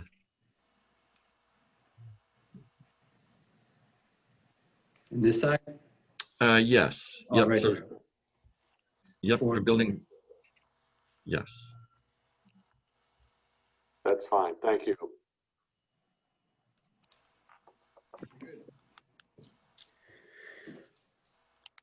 Okay, with that, does anybody want to make a motion to forward this to the planning board for consideration? The 2 notes that were, the 2 discussion points that were brought up included the removal of replacement of the proposed blue spruces in the landscaping plan and the replacement and update of the planting diagram to the diagram located in the subdivision regulations. So I'll make that motion with those 2 conditions. And I'll second. Very good. Motion made by Mr. Riendo, seconded by Mr. Schock. If there's no further comment or question, we'll go to a poll vote. Mr. Schock? Aye. Mr. Riendo? Aye. Mr. Bourbonnais? Aye. Who am I missing? Mr. Pimentel? Aye. And Mr. Parker is aye as well. Thank you very much, gentlemen. Thank you. All right, thank Thanks, you all. Jay. Yep, thank you.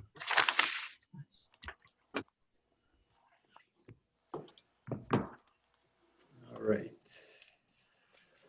I need to.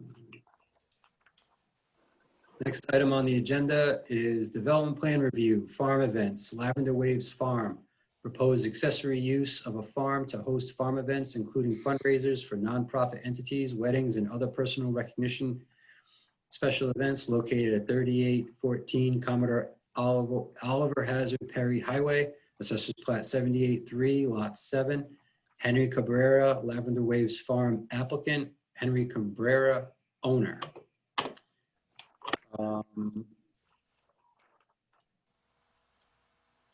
Bring in Mr. Revens, and I believe that's it.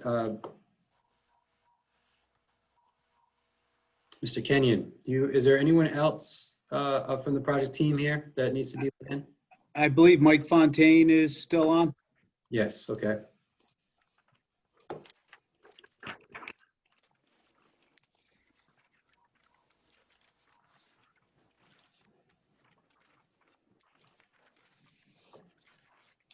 And revised site plan.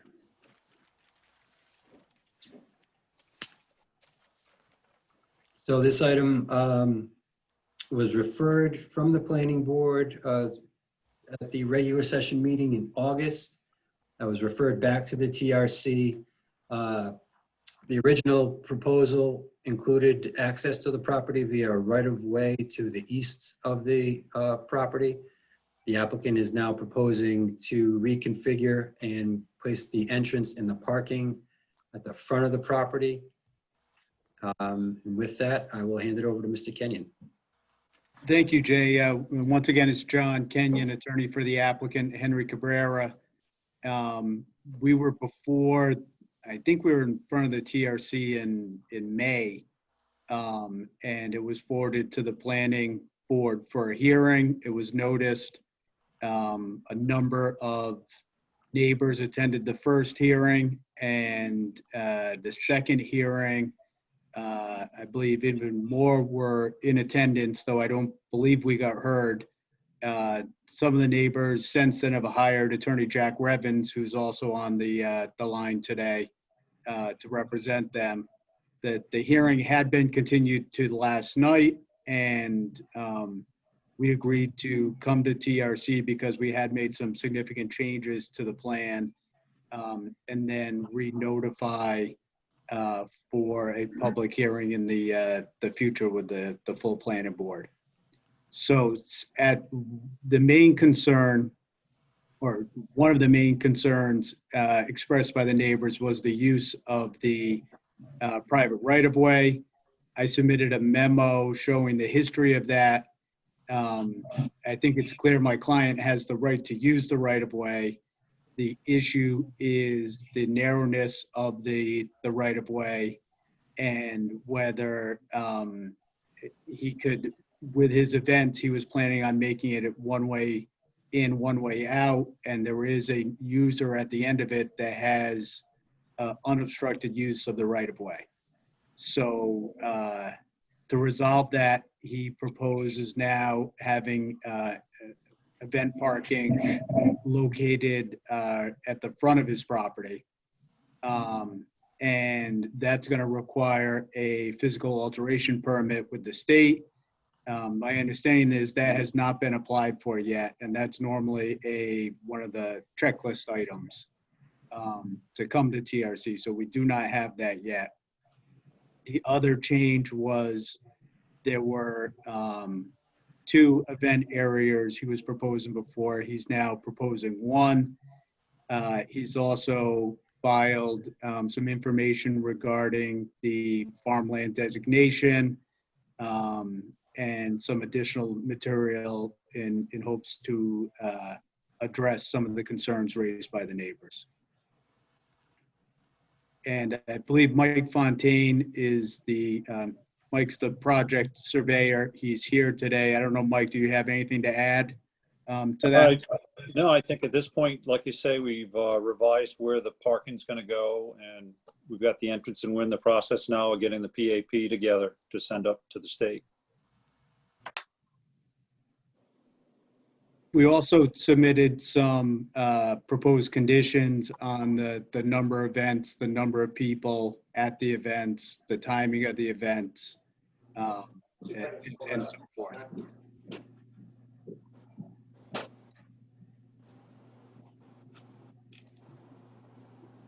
And what was the limitation on the number of attendees? The limitation was 150 people. 150?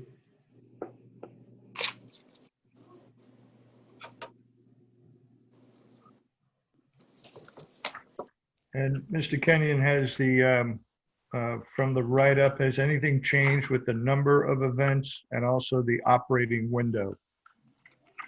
The number of events has stayed the same. I believe we had originally requested 15 and we're still at 15. The timing of them, I believe we've agreed to shut down at 9, have the events end at 9, and have the workers off the property by 10. So all the event staff would be off by 10.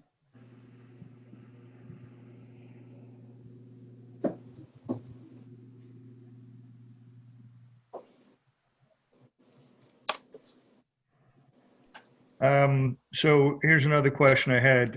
Assuming for a second, let's just talk about the 15 events that are proposed. Would they all be, well, would any be doubled up on a given weekend, or are we talking about one event per weekend or per week? Help me understand the proposal that way. At the time, we haven't placed any limitation on more than one in a weekend, but we can, if that's a concern, we can certainly look into that.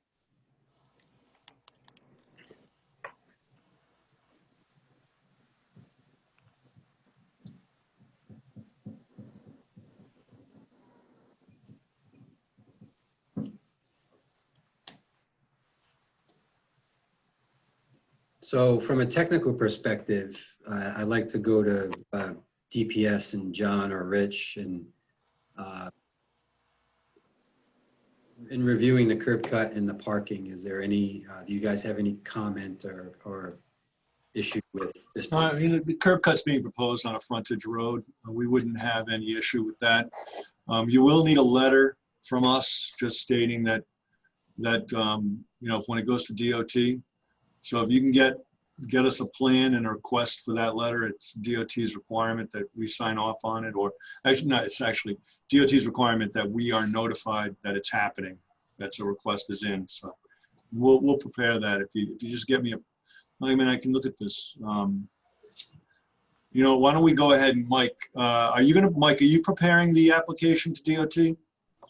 No, I don't think so. I believe Jackson is going to take care of that. All right, why don't we get it? We'll go ahead and use this plan to get that information going so that it's ready to go. But it would be nice to have someone to, you know, to send it off to. Yeah. If it's Jack Revens, that's fine. We can do that. I'm on the other side. I'm objecting to this application. Oh, I'm sorry. It would be John Kenyon. Sorry, Jack. No problem. Rich. I think Mike. Send it to me if you want to. I got a nice filing cabinet. No, I think Mike. Yeah, all right. Okay. I think he said Jackson Surveying is going to be. Oh, I thought he said Jack. Okay. Yeah. If Jack Revens wants to take it over, he can. But no, I'll get it over to you, John. I guess I don't know who's submitting it, if it's Jackson or whoever, but just let me know what's going on. Sure. But we'll get it going. That's our only. I think that might be our only thought on it, unless John has something else. Nope, I don't have anything else. Mr. Kenyon, I do believe, and I am not going to be able to put my finger on it exactly, but I will get back to you with it, is that there's going to be some additional landscape buffering screening required for that parking lot. that's not currently shown. Okay. And I can't put my finger on it because there's several references to landscaping in the zoning ordinance as well, obviously in the subdivision regulations. And I want to make sure that we don't miss anything because obviously the farm events and it's referenced multiple times in the zoning ordinance. I don't want to misquote, but I will get back to you with what is going to be required for that. My apologies for not having it prepared for today. Sure. So I think one of the main issues here is going to be obtaining the curb cut there. That it's confusing because I believe, even though it shows it as Zinn Drive, I believe that's Route 1 there. So I don't want to mislead the board into thinking that this is going to be an easy application. So the distance, and this is more to Mr. Fontaine. So the distance from the proposed curb cut to the existing access road, Zeke Drive, I mean, what are we talking here? 75 feet? I'll be honest, I don't have, it's not in front of me in the computer, but I'm not thinking it's going to be more than 50 feet. It's fairly close. Yeah, it's very close.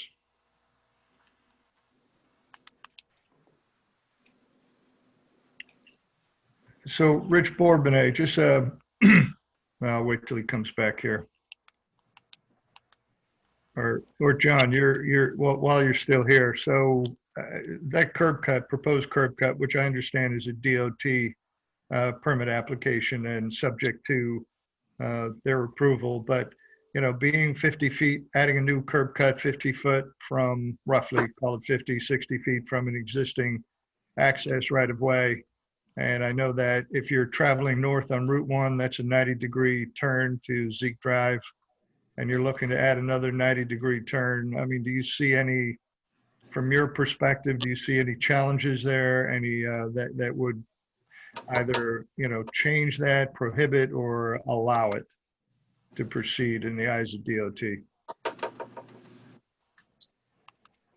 So I'm looking at GIS where we're speaking as well. So when it comes down to the end of, I'm trying to figure out, okay, so they're going to put a secondary driveway in just for event parking. Is that correct from what I'm looking at here? That's correct, John. Yeah, so I mean, RIDOT typically looks at distances between driveways. I mean, again, it's on a parallel access road. I don't want to speak for RIDOT, but I don't think they'll have an issue with it. But again, that's for RIDOT to decide. It's not like it's a, Route 1's a limited access freeway. It's not like it's a Route 1 access. It is on that parallel, I guess, service road or access road, or however you want to call it. So I don't think they have an issue, but again, that's RIDOT's call. And John, that was my concern with the limited access. I've dealt with that before, just up the road from here. But it seems to me like it wouldn't apply off of a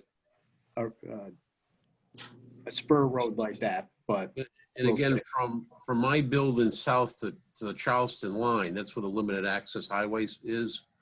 And I can't recall any direct driveway entrances. They're all off of those parallel service roads, and that's done for a reason. So this is a, it'd be an entrance, a new entrance onto a parallel service road. I wouldn't think RIDOT would have a problem with it, but again, that's RIDOT's call. So John, you raised a good point, and I had questioned this with staff earlier when we were reviewing this particular plan. Is freeway designation versus highway designation. And so I was curious where the freeway line stops, because you're correct, a freeway is, that definition is by design. You're limiting curb cuts for flow of traffic to freely move, versus a highway designation, which does allow some curb cuts within reason. So do we know where the freeway line ends and the highway line begins?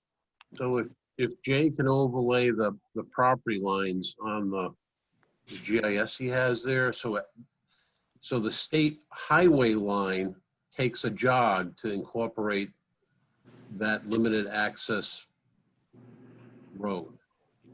So whether the state RIDOT considers that also the state freeway line, again, it's a decision for RIDOT.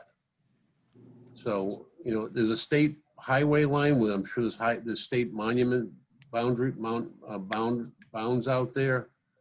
But again, it's that access road is not, that service road is not acting as a freeway.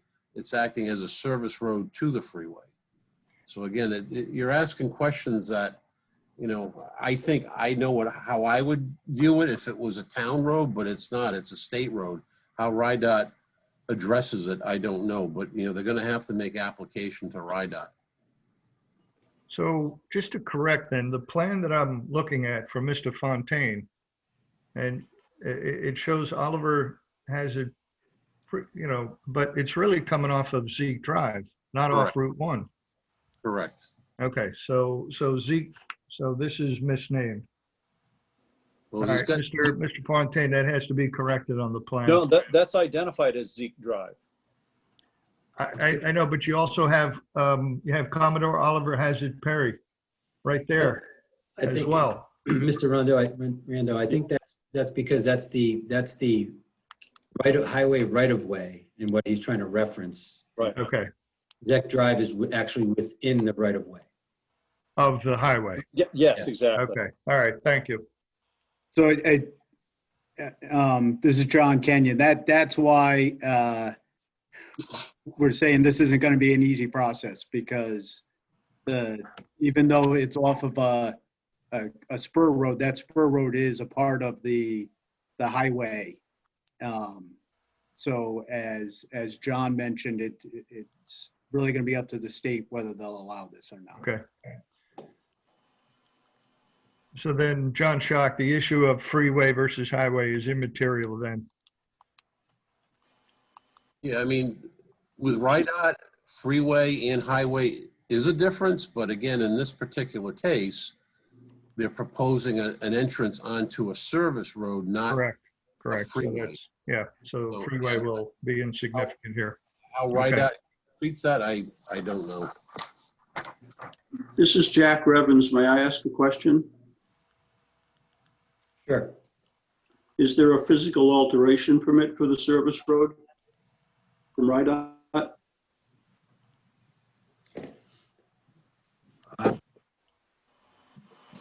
Oh, for the service road itself or for the proposed? Yes, because all of the properties have an address of Commodore Oliver Hazard Perry Highway. So the legal address of all those premises, including the applicants, isn't Zeke Drive.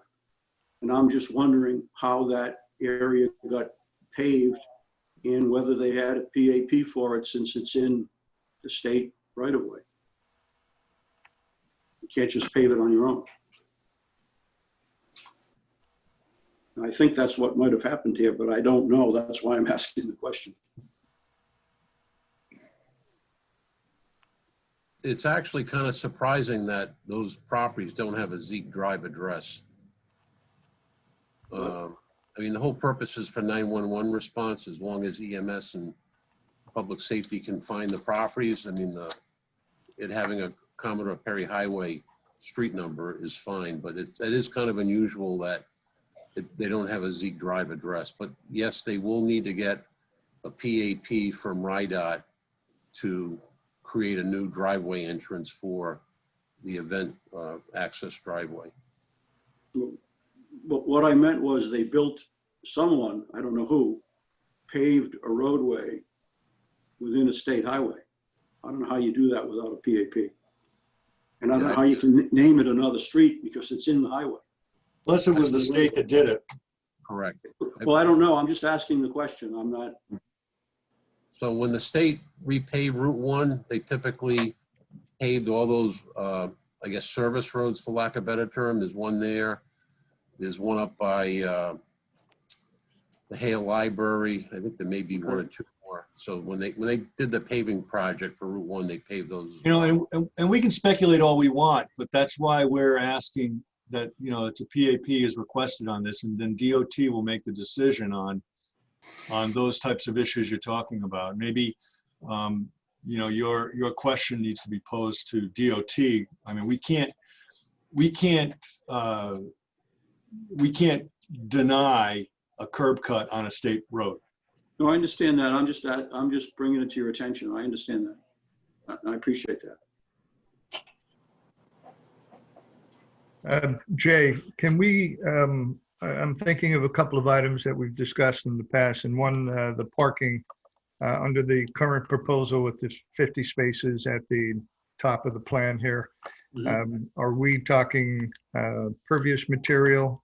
Is the applicant seeking a waiver from that to do impervious? And also, and more to the applicant, Mr. Kenyon, we need to talk more about the landscape plan. Yeah, so the parking obviously is, as you can see, is not specified as to what surface material it's going to be. I would presume it would have to be about pervious material. There's no drainage associated with it. And the specific requirements for the landscaping, I'm going to have to do some research, because I know that there's reference to landscaping and parking lots and parking in various sections of the code that I wasn't prepared for this morning. But I assume there's going to need to be some additional buffering. Now that we're talking about it, I'm wondering, and maybe those of you that are more familiar with the PAP process, if the presence of a landscape buffer or landscaping to the south of that property line that abuts Zec Drive would change the PAP application. In other words, do we need to include some buffering required from the street so that you don't see the parking lot? Should that be shown on the plan that goes to DOT? Well, and what about the scenic roadway designation? I don't believe. And also, you know, DOT, I think they're going to be concerned about where this is draining to. It doesn't indicate, you know, I think they're going to need more on a plan. You know, they're not going to want that draining to their right of way.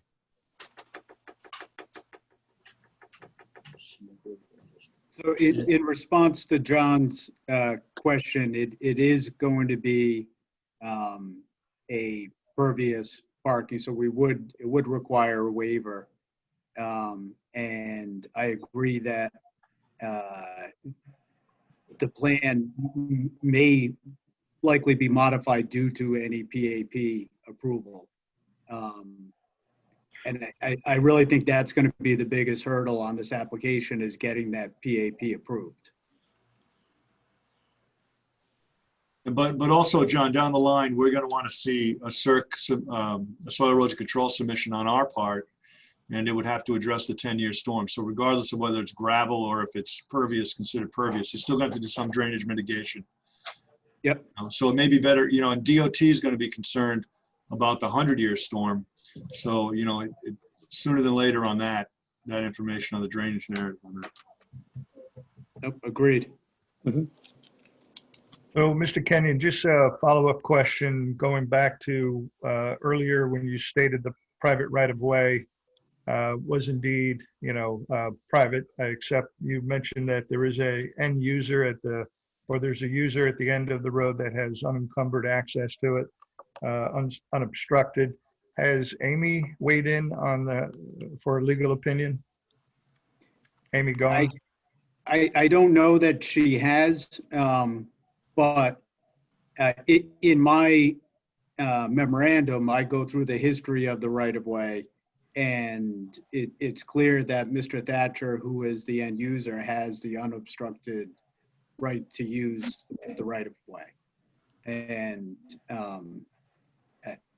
because of the width of the right-of-way, if it was a two-way right-of-way, then I would argue that we could continue using it. But the width is such, it would have to be one way in for events, one way out at the end of events, and I don't believe the applicant has the right to limit Mr. Thatcher's use of the right-of-way that way.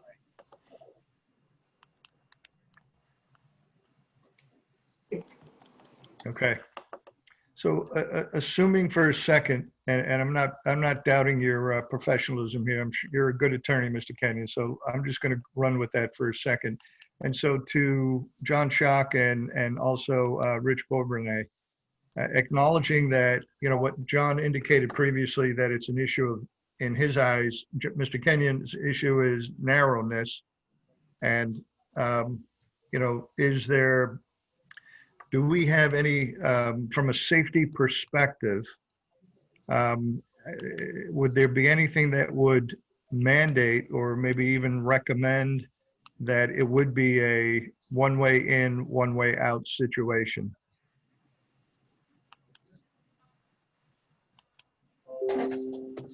I think as long as the entrance meets the width for adequacy for in and out, I mean, I don't know if there'd really be a need for, you know, for individual in out. Separate entrances. Rich, do you agree? I mean, if they meet the width for a single entrance for in and out, I think that should suffice. Now, would you be having which would be in, which would be out? So you'd have one. But here's the thing: is that are the abutters still using that access as two-way? Yes, Jack Revens, yes. So how do you say just for one property it's in and for the other property it's in and out? Or you can't. All right. Private property. That would be my thought, is that if it's presently being used as driveway, but it's being used as two-way, you can't now change it to, you know, for one property to say you can only go in on it. It doesn't make any sense. There'd still be somebody coming out. The other thing is it would still require a DOT, you know. Are we talking about the existing driveway to the east, or are we talking about the proposed event entrance? I think they talk. No. I mean, they're not showing, at least I'm mistaken, they're not showing the event traffic going out onto the existing 16-foot wide private right-of-way. They're talking about a new entrance onto the service road. John, that's correct, but originally we were looking to use the 16-foot right of way for the events. And that's when the issue came up that width only allows one-way traffic. And if it was just my client's right of way he was using, I believe he could limit it to one-way traffic. But because the end user has the right to unobstructed use, I don't believe he can designate it as one-way during his event times. Okay. And I think Mr. Revens agrees with that. Yes, I do. Thank you.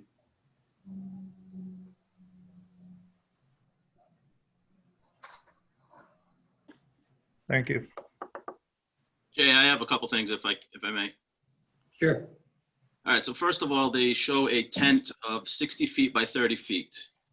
And if we're putting tables and chairs in there, that would only be enough room for 120 people at 15 square feet per person. So that's not enough for 150 people unless they were doing standing room only. So that would all depend on what they were doing inside that. And secondly, I forwarded you some of the fire code. If they were going to use that private right of way, it would have to be 20 feet wide.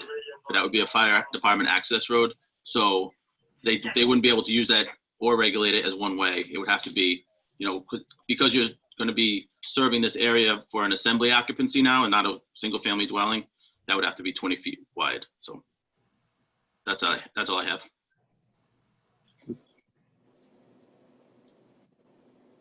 And to clarify, that the tent that's shown on the plan is that tent's in place. So it will be the tent that they're using. The 100, if it's limited to 120, then it's limited to 120. I don't know if he was including staff with the 150 total for the event request. All right, and if they do have a tent there, they need to get a permit for that tent. Yeah. We haven't issued any permits for any tents at that location.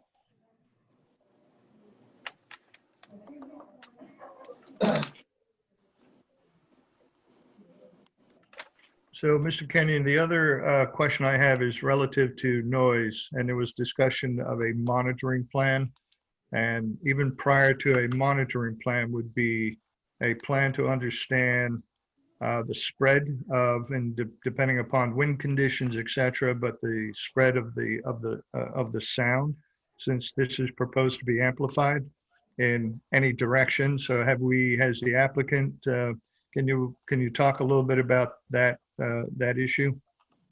So the applicant at this time is not engaged as a sound expert. If the TRC members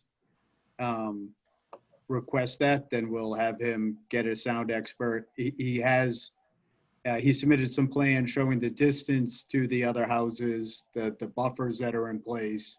And I believe he's also proposing some berms, but at this time, there's no analysis from a sound expert that's been submitted. Okay. And I don't want to speak for him, but I'm sure Attorney Revens, I'm guessing that's one of his client's main concerns is the sound and light from the events. So I'm sure they're going to want some information on that.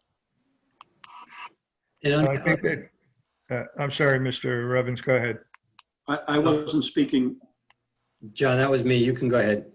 All right. So I think just on behalf of the board, clearly noise in any other application that we've reviewed for similar type use, that's been a critical issue. So I'm sure you understand that. I'm sure the applicant understands that.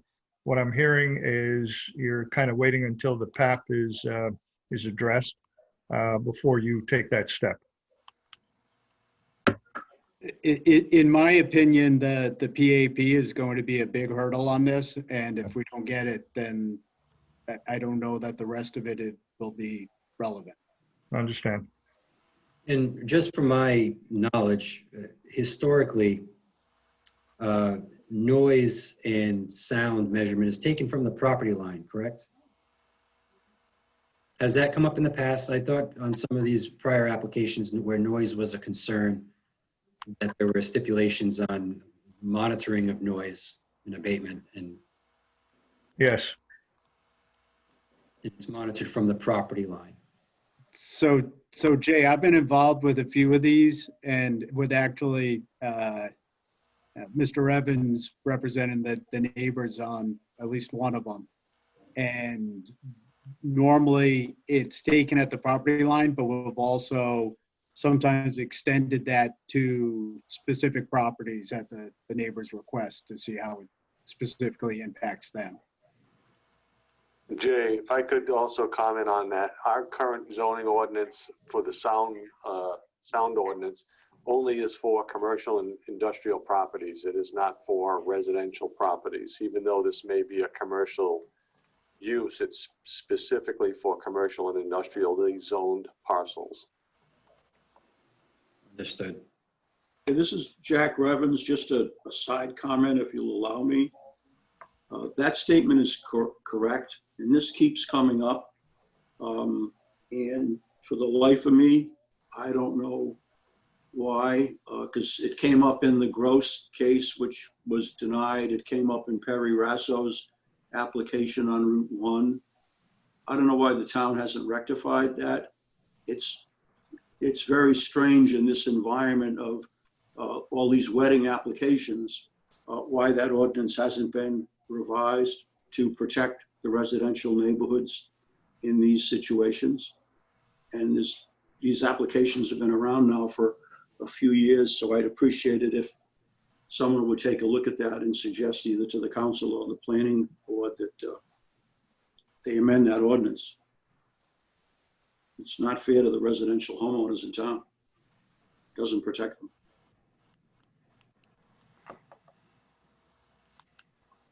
There's also some other issues with this, but maybe I should save them because my sense is that there's not going to be any recommendation today until the PAP issue gets decided, and the other issues relate to other elements of the ordinance. But this is long Indian history in this area.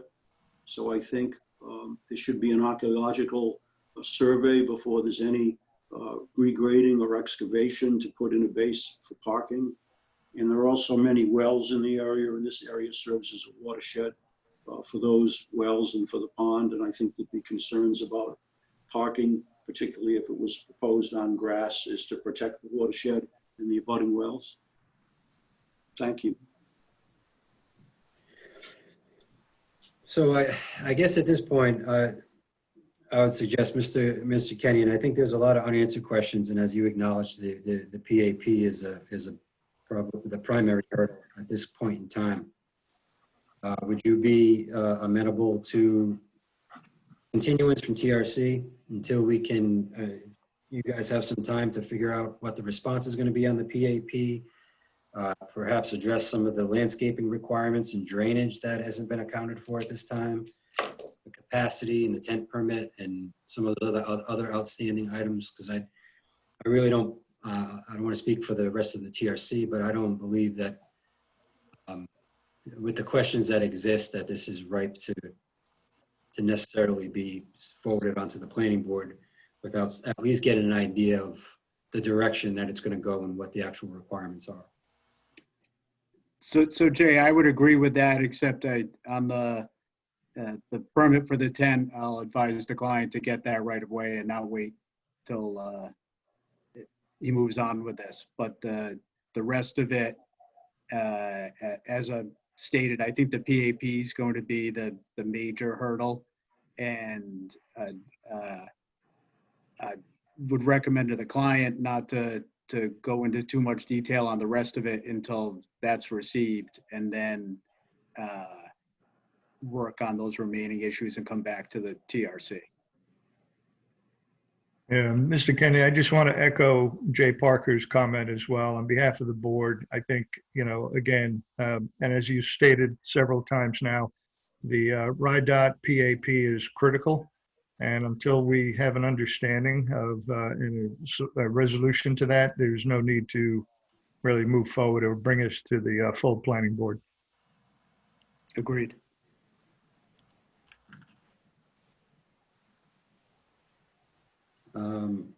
Okay, I'm not even sure we need a motion or anything like that on this, I think.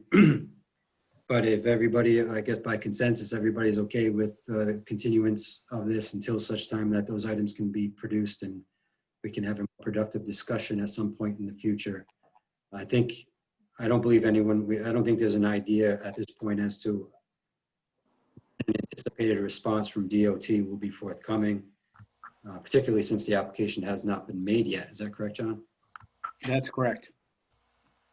So I guess we can table this until the applicant is ready. And in the meantime, I'll forward any landscape buffering requirements and anything else I can find in regard to that with the parking area, proposed parking area.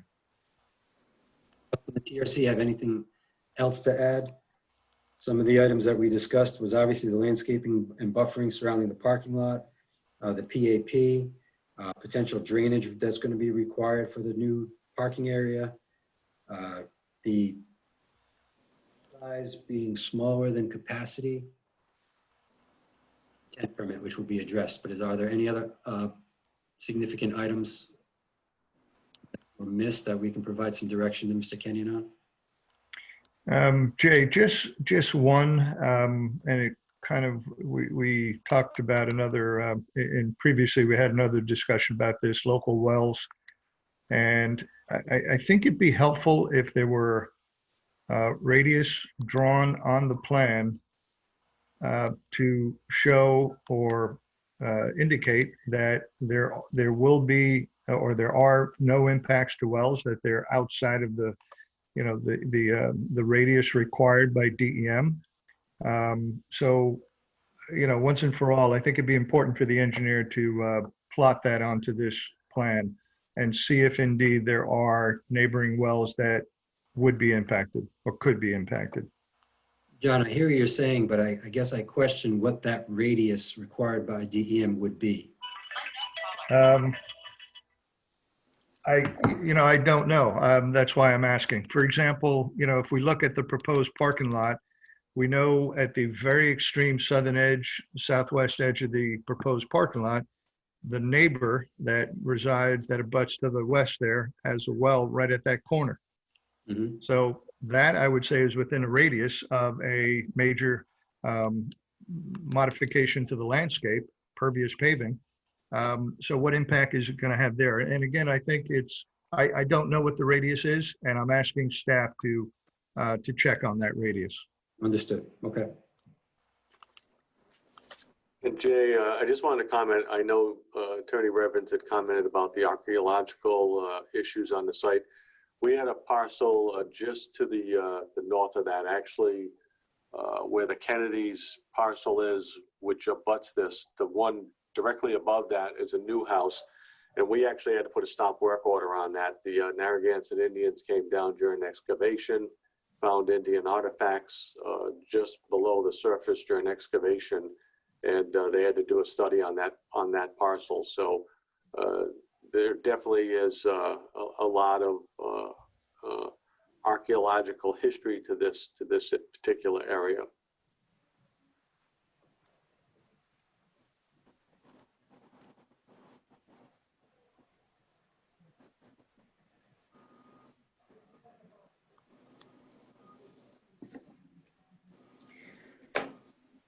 Okay, Mr. Kenyon, I don't know if that's something that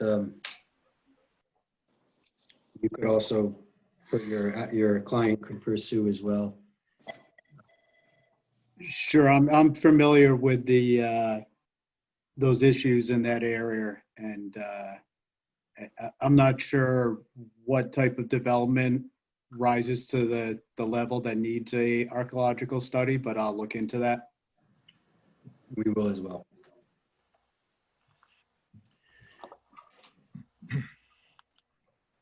Okay, with that, anybody have any other last comments? Jack Revens, thank you for allowing me to participate today. My clients and I appreciate it. Thank you. You're welcome, Jack. Thank you for the information. Okay, so with that, I guess we'll continue this until the application is complete and the PAP is received, and some of those items that were discussed have been addressed at some point in the future. Thank you, Mr. Kenyon. Appreciate the information and your time. Great, thank you. Have a good day. You too.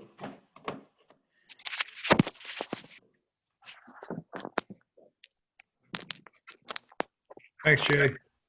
Okay, with that, I think we can adjourn. Very good. Thanks, everybody. All right, have a good night. Jay, you still there? Yeah. While I still have you, would it be possible to put on the next planning board agenda consideration of the Conservation Commission member on TRC?